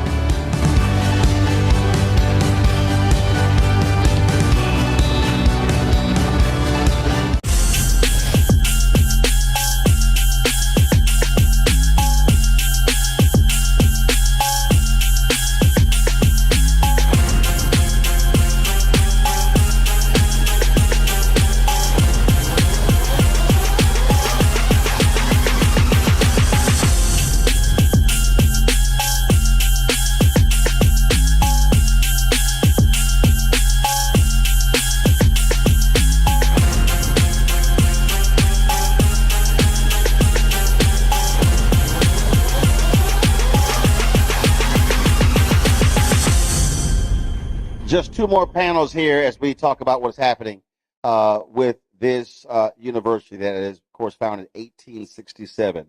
Deveron Benjamin, co-founder of Falcons Unite, president of the Oakwood Falcon Foundation. Steve Williams, NAP alumni trustee-elect, St. Augustine University. Dr. Demetria Bowie, Falcons Unite. Also, Hal Freeman, who's also alumnus. Look, the reality is you can't have a successful university without graduates who support. So first, I need to start with you, Steve. You're National Alumni Trustee-elect. So you got a fractured alumni. For folks who don't know so again, the university sent out their statement, which clearly gave the impression that the official National Alumni Association is standing with this existing Board of Trustees. Or they're not. Give us a sense of what's going on here. Well, to be perfectly honest with you, Roland, the National Alumni President hasn't been forthright with the alumni for some time. This is not anything new. And what she's failed to realize and what she's failed to tell the alumni of her relationship with Dr. Burgess's family, and they grew up in the same hometown. So she has failed the university to basically tell them of the relationship. Is she elected? She is elected, yes. And when is her term up? She gets a 2-year term. When did it start? When does it end? It started when I was sworn in, which was June 26th. June 26th. And 2024. 24. But you're National Alumni Trustee-elect. But you were sworn in. So I was sworn in by the National Alumni. We were sworn in up under the bylaws of 2021. And let me take you a little step further.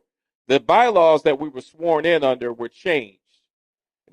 We had 140-page bylaws that govern the actual Board of Trustees that follow. They dumbed that actual they dumbed it down to 26 pages, which basically encapsulated them from even being governed. So that's where the term comes out, oh, we're self-governing, right?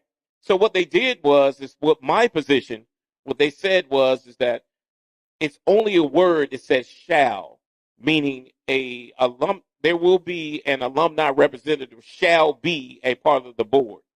So that was the technicality that was in there. Well, they started making rules after the fact once I was elected, and basically saying when the letters went out, the letter went to the Board of Trustees the first part of July. They didn't respond to the letter until 3 months later. And at that time, I was waiting. But I then was upset because I cannot do my job duly elected to do by the alumni. So I was upset, and then I joined the lawsuit in October. Okay. So you were elected by the alumni to be their representative on the Board of Trustees. Absolutely. This Board of Trustees has refused to seat you? Yes. You joined the lawsuit. What's the status of that lawsuit? Well, we lost on the technicality mainly because of a statute, a long-term statute of North Carolina, meaning you had to be a sitting Board of Trustee member to bring the lawsuit forward. So we lost on that technicality, but on merit alone, that's why the AG took the case. Okay, so what's the status of that? It is still an ongoing investigation. So you couldn't sue because you're not sitting, but you're not sitting because they didn't seat you? Yes. Absolutely. Deveron, speak to us again, these different factions, these different groups, how are y'all navigating all of this? Who speaks for whom? I mean, give us a sense of just what y'all have been dealing with in terms of all this turmoil back and forth. As far as Falcons Unite, we've been fighting the boards and not just the board. The board has changed. And Brian Boulware and James Perry, they've been holding their grounds and changing out the pieces and consistently hurting us in the process. And ultimately, you have Save SAU, you got Falcons Unite. You got all of these organizations that were created because the school wouldn't let us in. See, with Falcons Unite's original members, the way we got together about 15 years ago, He was trying to donate money. Dr. Bowie was trying to donate money. I'm calling over there trying to donate money. We're trying to be mentors to the students.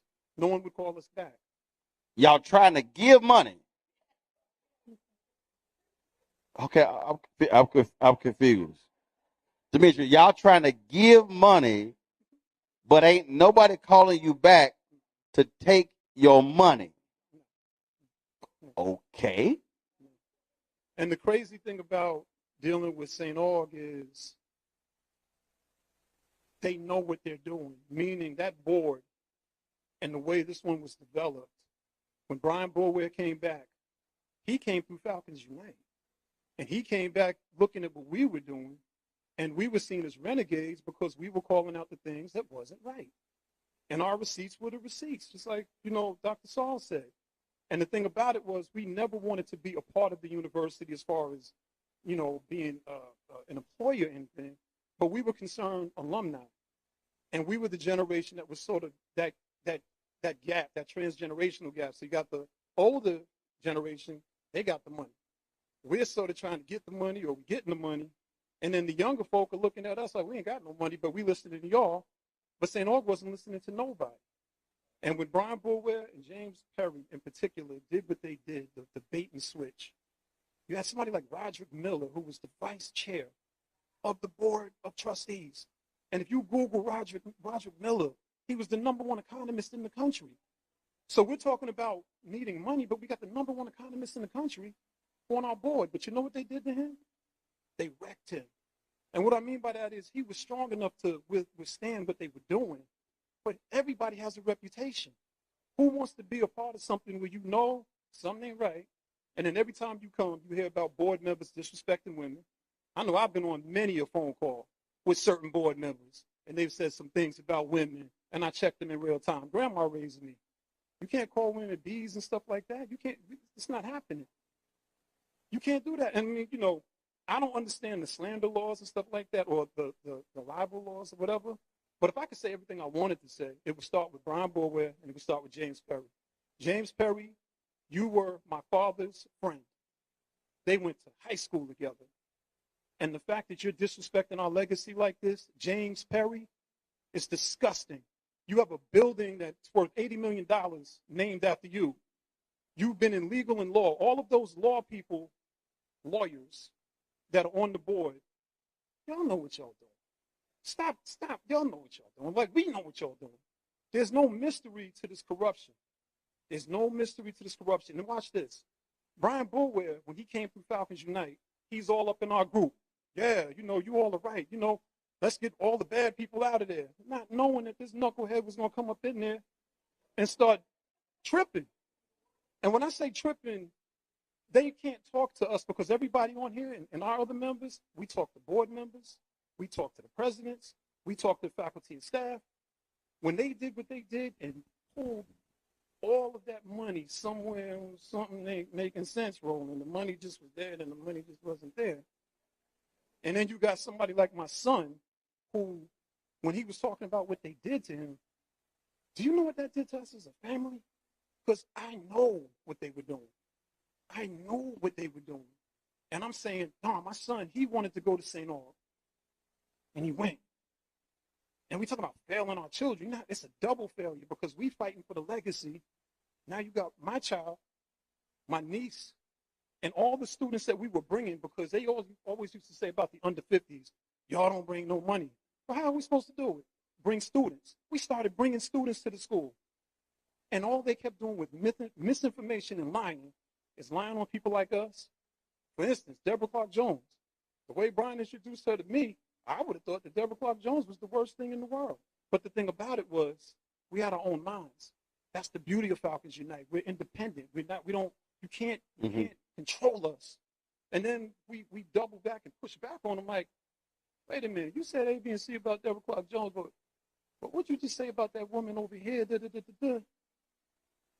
Mainly, these people have been disrespecting and bullying people for a long time. This university got $35 million from COVID funds. And we're talking about loan forgiveness. We're talking about significant dollars. That was 2020, 2021.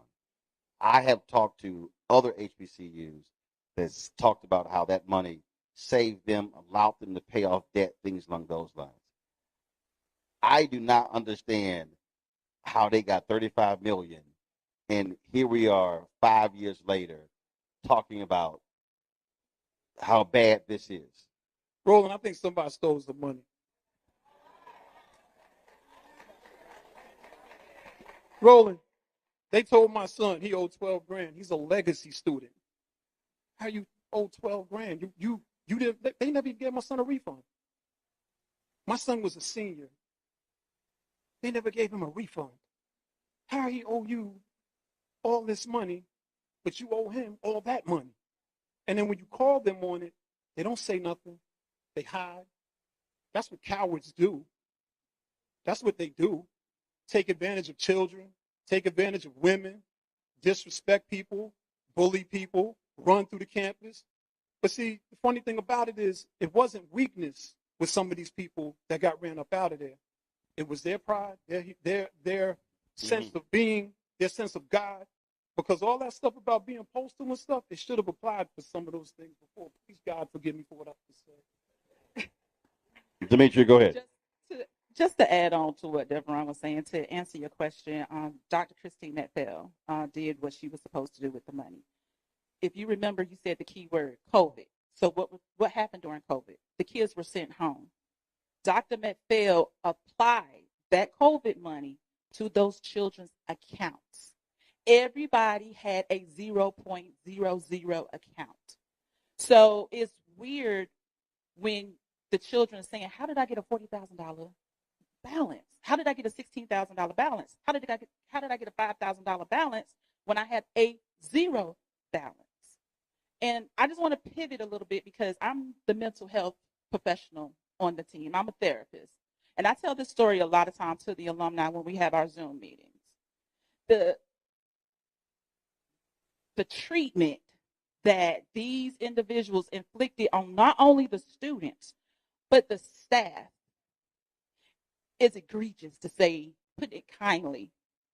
You had children, and they're children to me, but young adults, who could not concentrate on their studies because they got a $40,000 balance, and they're coming from homes where mom and dad are trying to make it and send their last to them. How can they concentrate on their studies? Then you have board members bullying them. And then let's pivot to the staff. I got a call from Devron. We have a group chat. And a staff member, they were like, D, we need you. Because we have a staff member who, trigger warning, is contemplating suicide because they can't pay their bills, utilities, mortgage, and everything. And I live 2 hours away. I live in Charlotte. It was no way I could get here on time to say that I'm doing an assessment on the phone. I have my other phone. I'm on the phone with crisis assessment, like, hey, this person down at this address, hey, what's going on? I'm doing a suicide assessment to make sure that they're, just to keep them on the phone in order to get mobile crisis there so they're not going to act on anything. This is what Brian Bulwer, Judge Perry, and the rest of the board have inflicted not only on the students, but the faculty and staff. And to think that you can sleep peacefully at night, to think that you have children who are in institutions, and if your child was treated in the manner in which you're treating someone else's child, you would be ready to tear the school up. But that is what we've been dealing with, Roland, for the last 15 years. Carol.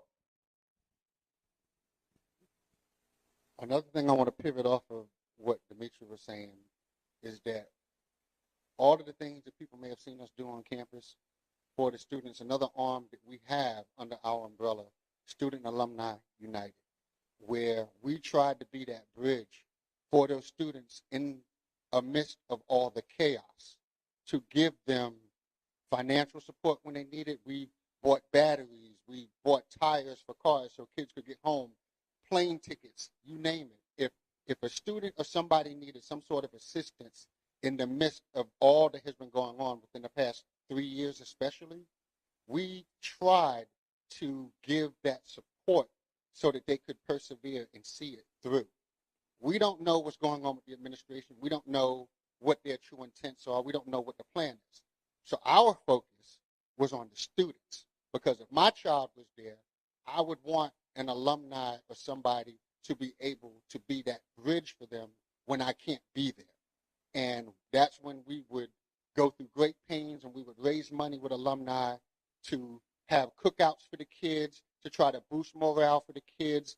I personally help kids get jobs at UPS, where I work at.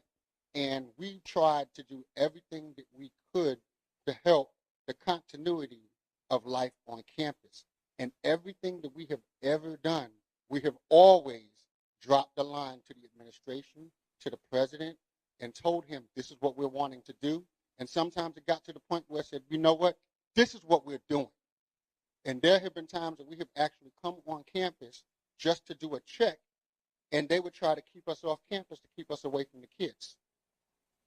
So in turn, we moved that last cookout that we did for the kids here. And we had that here for the kids. And they have always been very grateful, appreciative. Our phone lines in that chat that she spoke of, it blew up all the time. And there has never been a time where there was a staff member or a student in need that we didn't put the call out and the alumni come together and we were able to put that fire out and help that person. We need people to understand that what's going on at St. Aug is not a problem with the institution. It is a problem with the board and management. The institution will be fine. You have alumni here that care about the institution and care about these students and want to see this legacy go on. So that narrative that there may not be people out there that care about the school, we care about St. Aug and we are here. We just need an actionable path forward.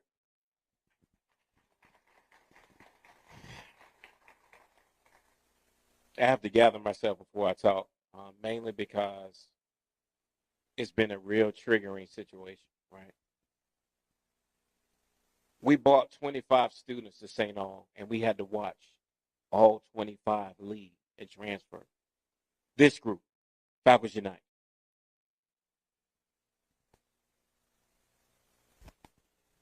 Alumni sat me in this seat because they know I can't be bullied.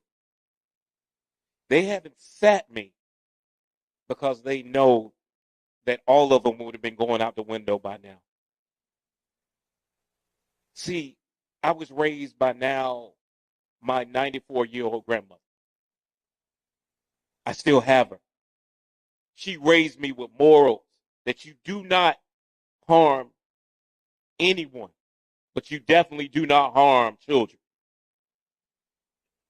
What this board has done has caused a lot.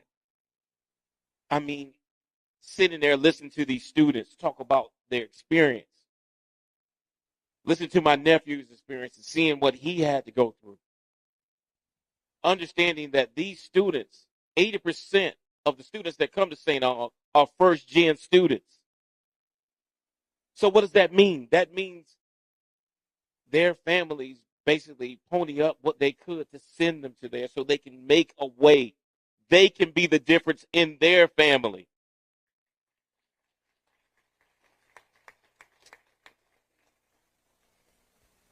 See, you have to understand something. Representative Lewis always said, there's nothing wrong with a little good trouble. But see, this board doesn't understand that. They'll champion that. They'll say, yes, there's nothing wrong with good trouble. But when that good trouble starts at your doorstep, have that same energy. Because what they've done right now, they've created the hostile environment. They've created the action that needs to happen. And being honest, I don't want to hear them. I just want them to leave. That's it. Get out.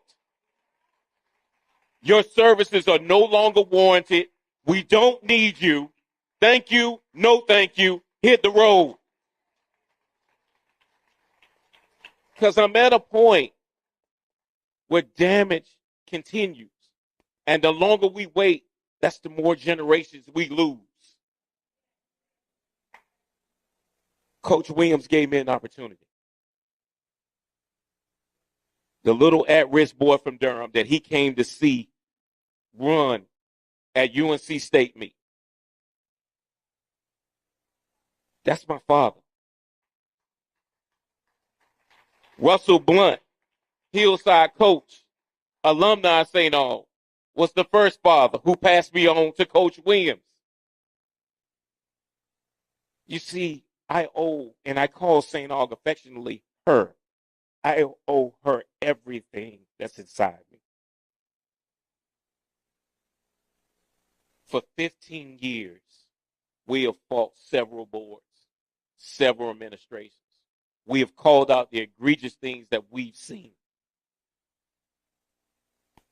We're not going to stop. We are very resilient. The question is not when you're going to leave, is can you outlast us?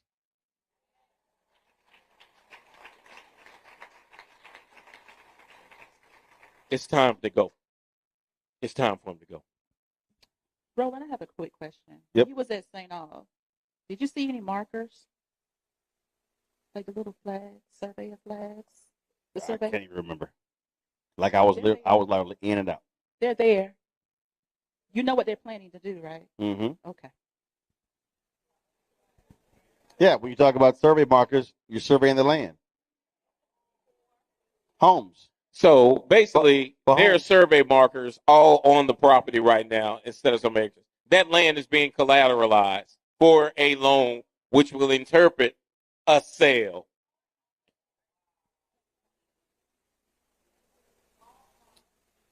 There was a conversation yesterday that we had, and I'm going to call him Marcus.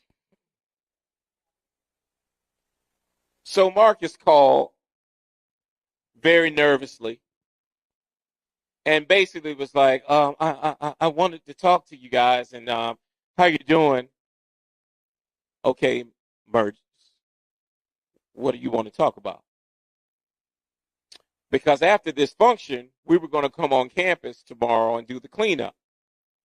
So Marcus was like, well, we have survey markers down, and we painted grass orange, and the surveyor said that they can't be moved or touched. So you guys can't come on campus and do your cleanup. Then mind you, they had no intention on doing anything on their campus but selling it. The only group that has come on a campus and cleaned up is this group with the help of other alumni. They still haven't dumped the dumpster that's been sitting there for another 2 years that's out there in the back behind Boyer. That is still full. So, and let me go a step further. In November of the $11 million at 26% interest that they took from Gothic Ventures, 4 of which they got in November, they did nothing to the campus during that time to even bring the students back. So they had no intention of bringing the students back in the spring semester. So the question is, where are the receipts? See, this is what the question that we need to be asking, because that's a hole that they're not going to have to settle. We have to settle that. $11 million, 26% interest with a 2% prepayment penalty. But Mr. Eats will tell you when he gets up here that he offered them millions at a lower percentage. And the text message went back to him, said, thanks, but we're not interested. That was from the board chair. So we're witnessing the theft of a 158-year-old university. Let's just call it for what it is. It is not a land grab. It is a theft. So I hope they're listening, because I've been waiting and I'm still waiting. They're not ready and they need to leave. That's it. I want to thank all of y'all for your work. It's a lot. You have day jobs, you have families. This is a whole lot to deal with, but the reality is when people have passion and love for an institution, they want to see it to survive and thrive. That's what it requires. So good luck in the fight. When we come back, Thank you, Roland. we're going to talk with the group, again, talk about what's next. What's the pathway next for this community, for the alumni, the people who want to see these universities survive and thrive. You're watching Roland Martin Unfiltered on the Black Star Network. Right back.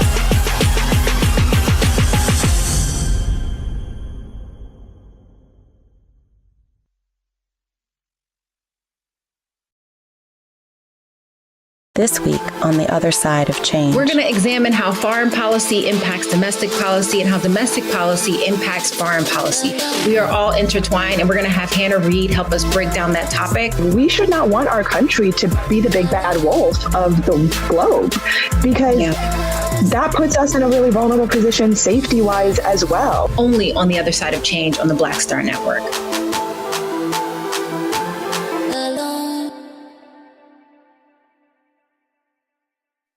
What's up, y'all? Look, Fanbase is more than a platform. It's a movement to empower creators, offering a unique opportunity for everyday people to invest in Black-owned tech, infrastructure, and help shape the future of social media.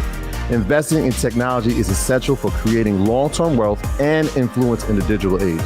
The Black community must not only consume tech, we must own it. Discover how equity crowdfunding can serve as a powerful tool for funding Black businesses, allowing entrepreneurs to raise capital directly through their community through the Jobs Act.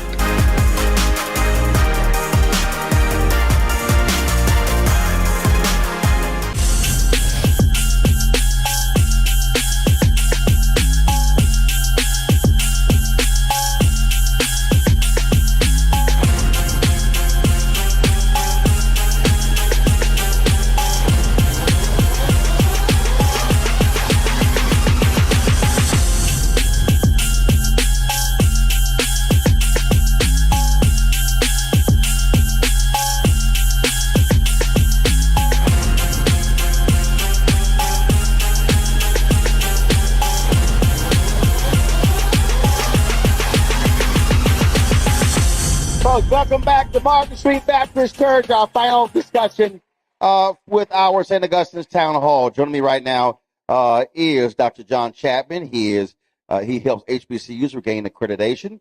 Benjamin Johnson is the chair of Save SAU Coalition, and Martin Eakes is the CEO of Self-Help Center for Responsible Lending. Put your hands together, please. First and foremost, John, I want to start with you.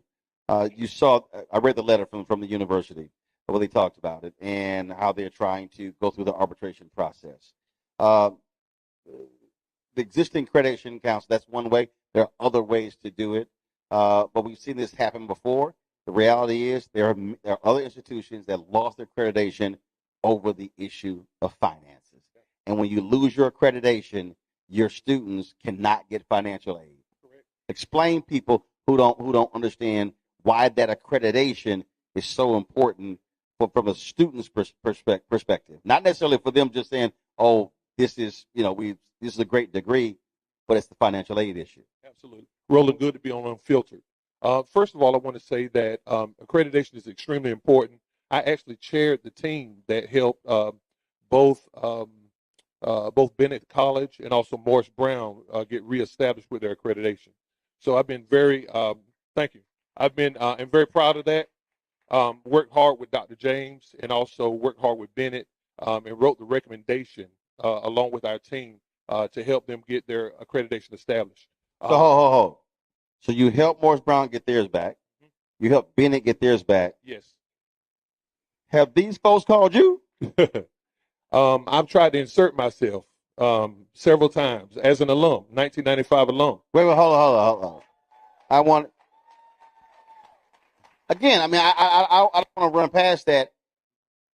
If you are an alum of an institution that's lost their accreditation and it's going through a process, and you help two other schools get their accreditation, common sense says they should be running to you for your expertise.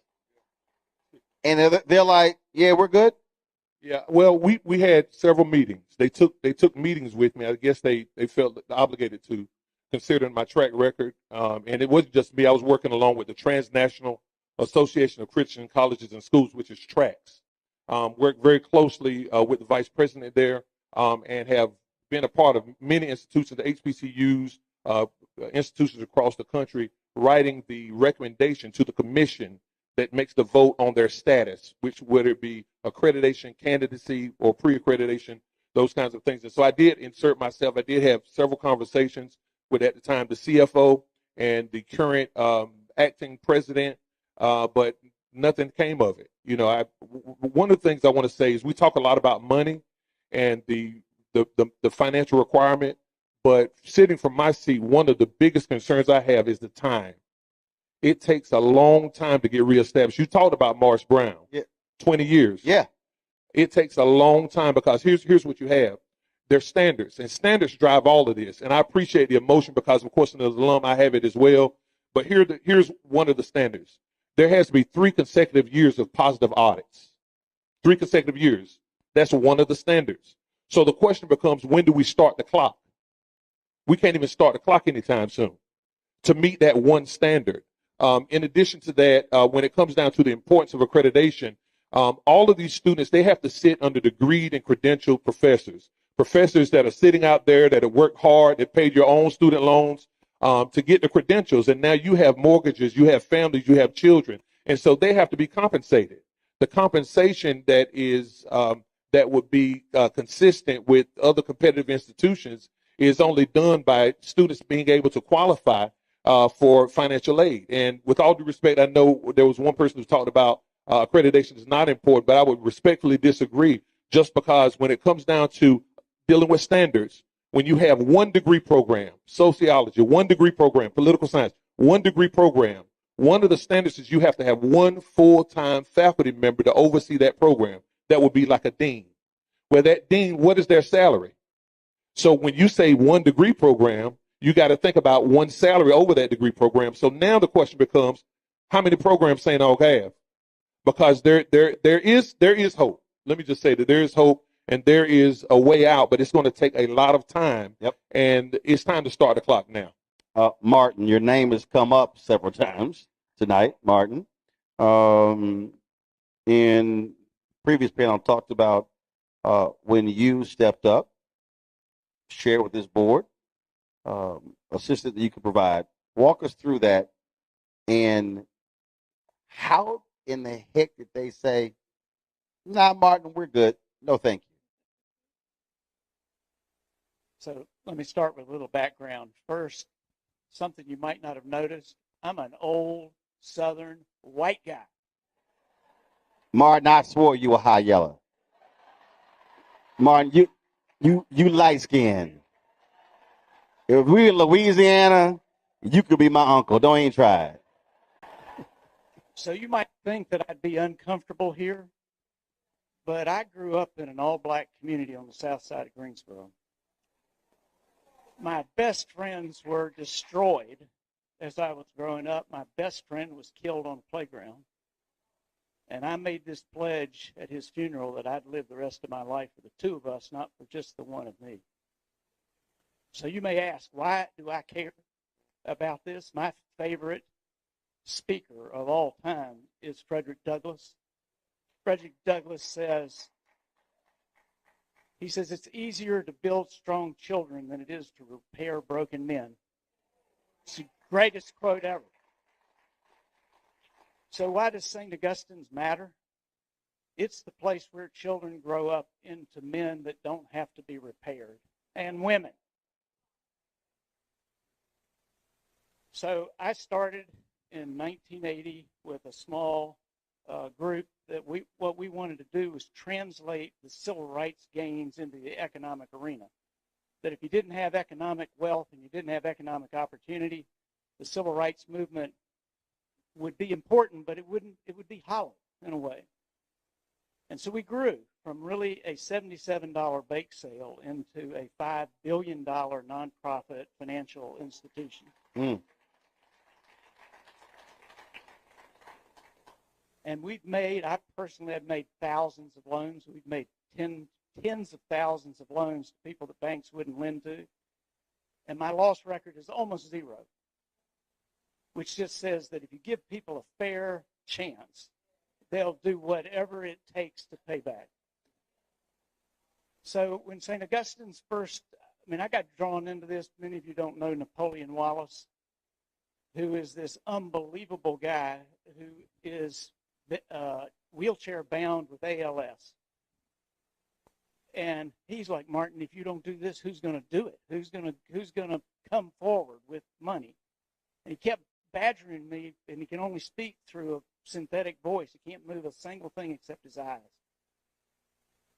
And so I got involved enough to find out that there had been a loan offered and made to St. Augustine's that was a $7 million loan by Gothic Ventures, which is it was a white lawyer in Raleigh. And when I got the paperwork, because I found I could get information from everybody, what I saw was a loan that I couldn't believe, and no one knew about it. It was 26% annual interest on a $7 million loan, and if you paid it off the day after it was brought, you still had to pay an $840,000 prepayment penalty to this lender. So I went to the lender, went to the lawyer, and I said, this is predatory, and I know what I'm talking about. I've been designated by the payday lenders in America as their number one enemy in the universe. And they're like, universe, okay. I didn't even know you had payday lending on the moon and Mars. But and then when we had the subprime mortgage crisis, my organization was in the middle of that fight before anyone recognized it. Mm-hmm. 10 years I testified in the U.S. Senate Banking and House Financial Services Committees. So all I can tell you is that when I say a loan is predatory, I feel like I've earned the right to claim the expertise that I know what I'm talking about. This loan, not only was it 26% interest, and after 45 days, the prepayment penalty was not 2%, it was the full year's interest at 26%. It's huge.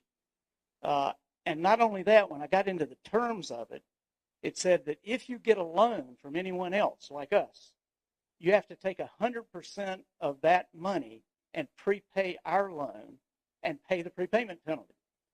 If you were to sell any property that was unnecessary at St. Augustine's, like an off-campus residential property that wasn't essential, 100% of that money has to come and be paid back to Gothic Ventures and pay a prepayment penalty on the amount that was mandatory. So even though I'm old and I'm white-haired, when I was young I had red hair and a really hot temper. And now I've lost the red hair, but I still got the hot temper, and it just pissed me off what they were doing. And I really did believe that what that lender was trying to do was take the campus. It had a $30 million facility at 26%. Most people who don't do finance don't know this.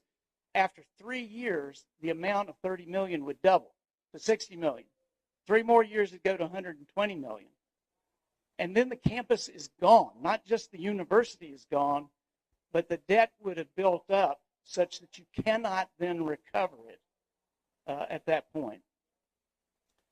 So on November 4th of last year, knowing that they were about to take another $4 million advance at 26% interest with all these bad things, the chairman of the board asked me, he says, well, if you think you're so hot, why don't you give us an offer? I said, okay, I'll do it. I'll do it tomorrow.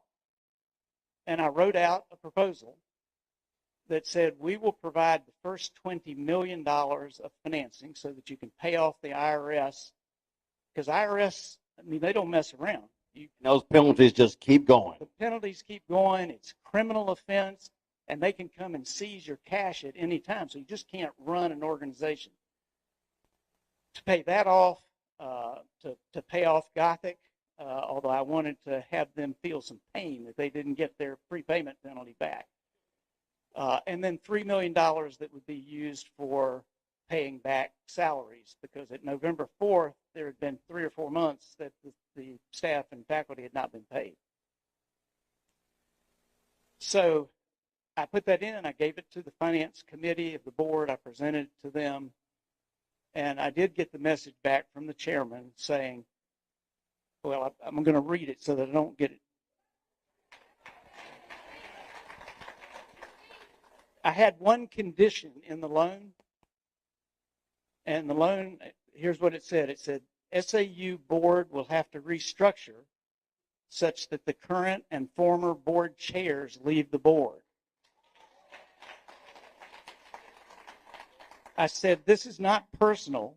When a team or a business collapses, the coaches are asked to leave to restore confidence that the future course of action will be different than the past course. So I didn't call names or anything. I was just saying, I've been on the board of the Ford Foundation. I've probably raised in grants more than $1 billion. You can't get money to something that people have no confidence in. And that's what it takes.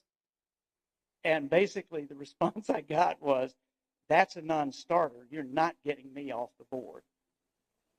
And so here you are presenting a real lifeline that could save the university, that could save this board from an awful transaction they involved them in. And the ego was so massive that, as opposed to putting the university and its history and its alumni and its students and the community before that person's ego, they said no. Correct. So the point is, and I may disagree with folks here, I don't think that the board chair even has an intent to turn the property over to developers, per se. He has, and y'all will hate me for this, he has the same exact mindset that Donald Trump has.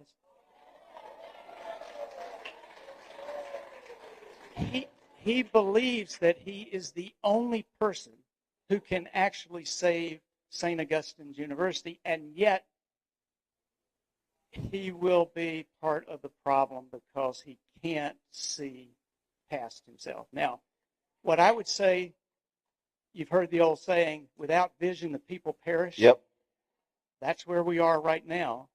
And what has happened since November 4th, when I made my offer, and it was not the lowest rate, it was still 9%, because the last I checked, 9 is better than 26.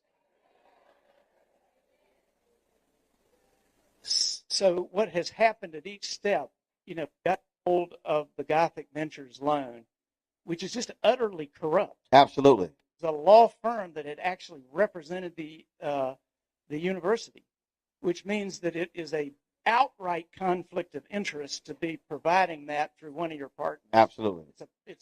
So that was number one. The next one was that they had an idea of connecting with a sports real estate development company out of Miami who had never done a project before, ever. Well, had never done a project. Had a project completed, or even as far as I can tell. And they were going to do a $70 million advance to the university, allegedly, in exchange for 100% of all the property, the 105 acres, plus all the off-campus properties leased to this group at 99 years. So if that had gone through, it would have basically transferred the campus, and it's complicated, but it was all untransparent until we got a hold of it and got the Attorney General involved, who said this doesn't make sense. And now there's another proposal. So there's always something that is the gold around the corner. And now there is a loan, that's why the markers are there, from what's called a hard money lender, meaning that they make loans based solely on collateral with the intent often of taking the collateral. And here the loan will be 10 or 12% in the first year, 14 or 15% in the second year, X amount in the third year. So it's a lot better than what the Gothic Ventures loan is. But it's still unsurvivable for the university, that just the excess interest being paid on the Gothic loan, if we'd gone that path, would have required 50 to 60 staff and faculty members to be terminated simply to pay the interest between 26% and 9%. It doesn't really make any sense at all. And yet I think that the people think they're doing the right thing, that we're the only ones who can save this university. The rest of you folks don't understand what we see. So I think it is a failure of vision, a failure of judgment, and yes, perhaps some conflict of interest engaged there. But we're getting to the point where it's almost too late. Right. Not just the accreditation's already been denied 2 or 3 times, but if you get debt that is another 60 or 70 million with an interest rate that's unaffordable, you can't even restart. Right. So this university was started by ex-slaves, white Episcopal people of faith. Those were the folks. Right. I think we're at a point, and so I promise to do this, but I can't believe we're complaining. Y'all need to go occupy the campus, take it over, and really say this is our land for 158 years. We're not going to wait on the Attorney General. We're not going to wait on another loan with markers that will put you so deep. Who the gentleman was who said, we can outlast them? No, you can't. If they get you so deep in debt, as again, Frederick Douglass once said, he says, there's nothing that has enslaved, freed slaves as much as debt has been free. That was his analysis in 1865. Benjamin, so this is, when I walked on that campus, the point that he just made, as I'm looking at it, I first go, the amount of money you're going to have to spend to bring these buildings up to standard. When buildings are not occupied for a long period of time, when they sit there, they deteriorate. We're not talking one building. We're talking multiple. We're talking now millions of dollars. So then when you go the accreditation issue, then you go the loan issue, the debt issue, it's literally as if these folks are not trying to actually save the institution, because there literally is no logic. There's no logic to saying no thank you. There is no logic. There's no logic to have a graduate who helped 2 other institutions get the accreditation back, including one North Carolina, and you're like, yeah, we good, we're not going to meet with you. That is insane to me. And Roland, as we've talked before, the illogical process that this board has done is you don't have anything to compare this to. And when we talk about buildings, one of the things about what we would inherit is monumental as we try to remove this board, and we need to have that board gone before anything else. They need to be gone tomorrow. So what is what's next? Because what Martin said, he's right. I mean, this has to escalate. When you talk about you're inching closer, we're talking 3 to 6 months. I don't see, if you got 100 students or less than 100 students, I don't see how after graduation on May 3rd, there are 50 or 25 students, and you get denied accreditation, it's game over. Morris Brown maintained 2 students to keep going, That was a 2-decade process. He missed an entire generation of black students. Exactly.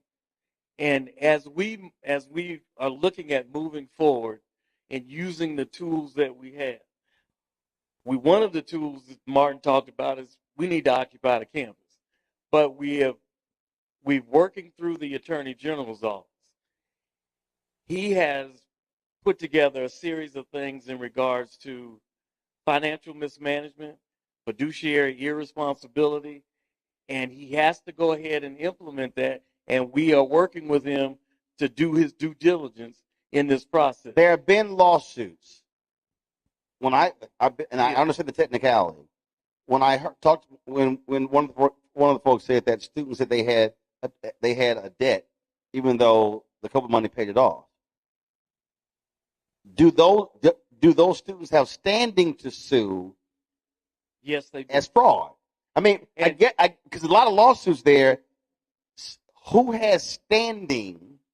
The students and the parents of the students have the most prominent standing. So, is the alumni or someone else looking to sponsor one parent, one student to file that lawsuit to get an injunction, to get something? We have garnered those students and those parents. We have put them in touch with our attorneys who, when we had our case, and we are moving forward with that. How soon?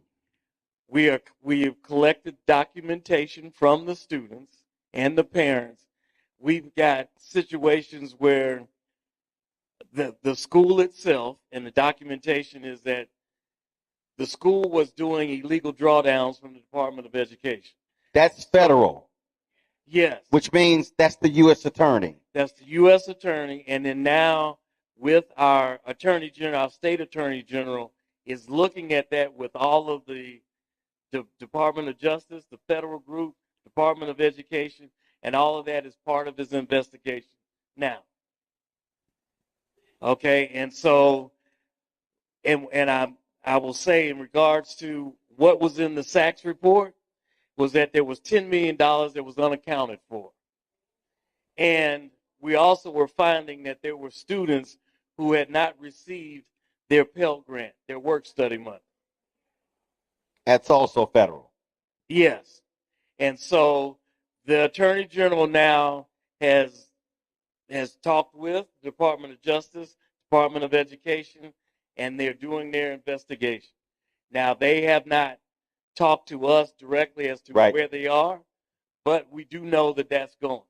And the Attorney General, the local Attorney General, the State Attorney General, took our case.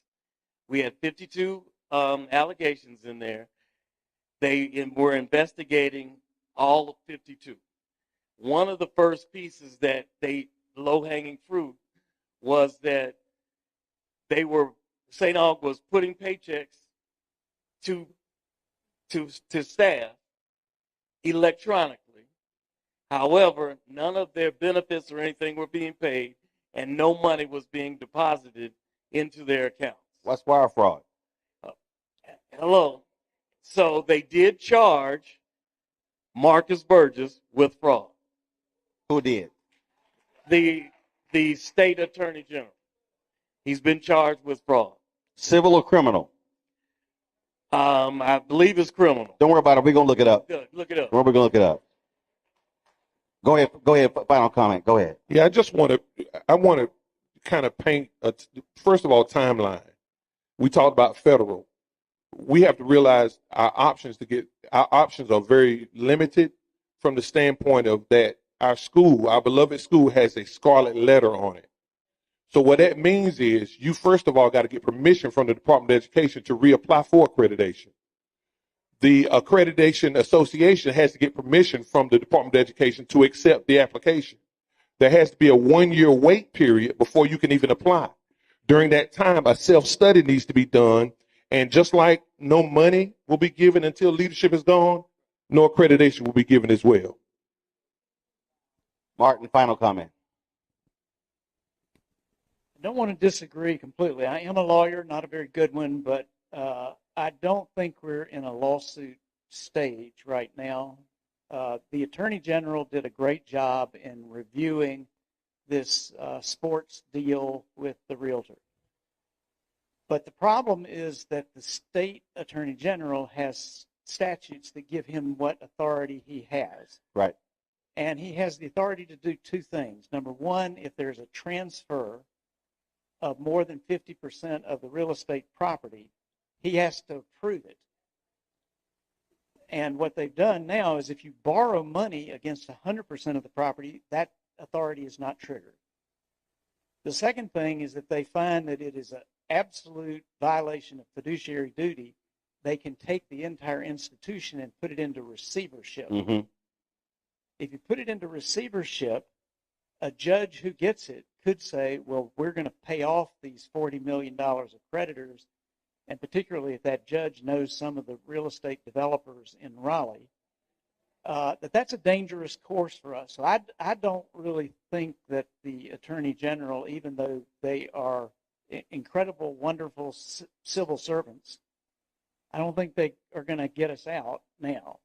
That we have to do something dramatic before this next stage of debt comes in. The board thinks that this debt will save them and get them reaccredited by getting 50 or 60 or 70 million dollars of debt.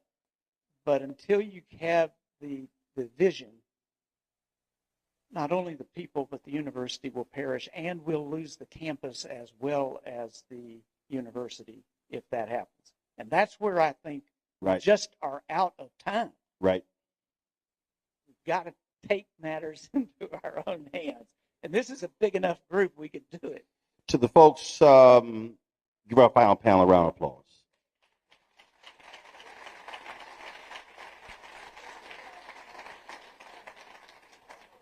Since Martin talked about Frederick Douglass said, power concedes nothing without a demand, never have, never will.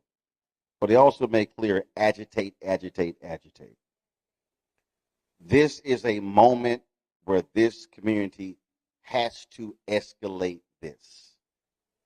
This is a moment where these folks cannot be comfortable anywhere. This is a moment where pickets should be unleashed at their houses. This is not about playing nice anymore. This is not about, hey, we're good. No. This is literally the future survival of an institution. And if this institution goes extinct on our watch, we cannot blame anybody else but this generation. That means when you're having a conversation about your university, you will be having an historical conversation. You will be having a conversation of what it was like when. You will be driving by the property and saying, there once stood this. What we have to understand is that if we don't take collective action, then we lose. Last sermon Dr. King gave, April 3rd, 1968 at Mason Temple. He said, black people individually are poor, but collectively we represent one of the largest economies in the world. But he said we must do it together. What he also said was, when he was talking about the garbage workers, he talked about, he said, Reverend Jackson, he quoted him, we must redistribute the pain. There is an immense amount of pain in this room. There is an immense amount of pain listening to those students. I can only imagine what those almost 100 students feel like going to an institution and then where you can't even walk on the campus. This is the moment where you must redistribute pain. Where you must take your anger, you must take your, frankly, depression, you must take all of that and channel this and target the very people. there is no way any member of this board can defend the loan you described. Signing that loan by itself is a gross dereliction of duty. Because if they had asked any expert would have told them, do not sign that loan. If they had talked to any expert about doing a development deal, the first rule you ask is, do you have any experience with this before? You do not build a 10,000 square foot house with somebody who has experience with Lego. That is a dereliction of duty. And the fact that they didn't have the decency or the courage to come before this audience, to answer questions, to explain what they're doing, that also shows you that they have no desire to speak to the interests of the community. Our goal here was simple. What we did here is the same thing we did when we went to Bethune-Cookman. It was the same thing, the town hall we did last year at Tennessee State. It was an effort to do what Ida B. Wells Barnett said, shine a light and unleash truth on that. Now the question is, for this community, what are you now prepared to do? We've laid out all of this information. The country now knows. People will be sharing these clips. Every person on here who has a Facebook page, a Twitter account, an Instagram, TikTok, Snapchat, Fanbase, LinkedIn, you should be pushing and sharing these clips because you should be putting the faces of the individuals who are in so-called leadership position. It should be plastered everywhere so people are fully aware of the individuals who are responsible for the destruction of an institution that was founded 2 years after the Civil War ended. It's not a question of who is going to come save this university. Only the people in this room and your allies who are not here can save Saint Augustine's University.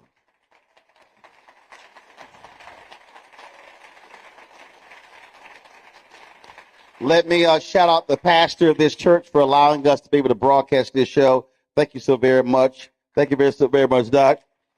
Let me shout out Cornell Conway with Gain Sports for hooking me up with this sweater. I appreciate that as well.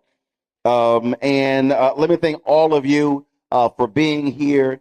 I created this platform because I knew, first of all, I created this platform when TV1 ended my show because I knew with Tom Jones' retirement in December 2019 that we needed to have national platforms that were black-owned, that spoke to our interests. The reality is MSNBC, CNN, Fox News, ABC, NBC, CBS would never do anything like this, would not expend this amount of energy, time on it. When I look at the fact that more than 3,000 and 4,000 people were on our channel watching this, people all around the country, in Canada, in the UK, in Jamaica, in African nations, in the Caribbean. And so do not be surprised that when this ends, you're going to be hearing from people all across the country who are going to be saying, how can I join in your fight?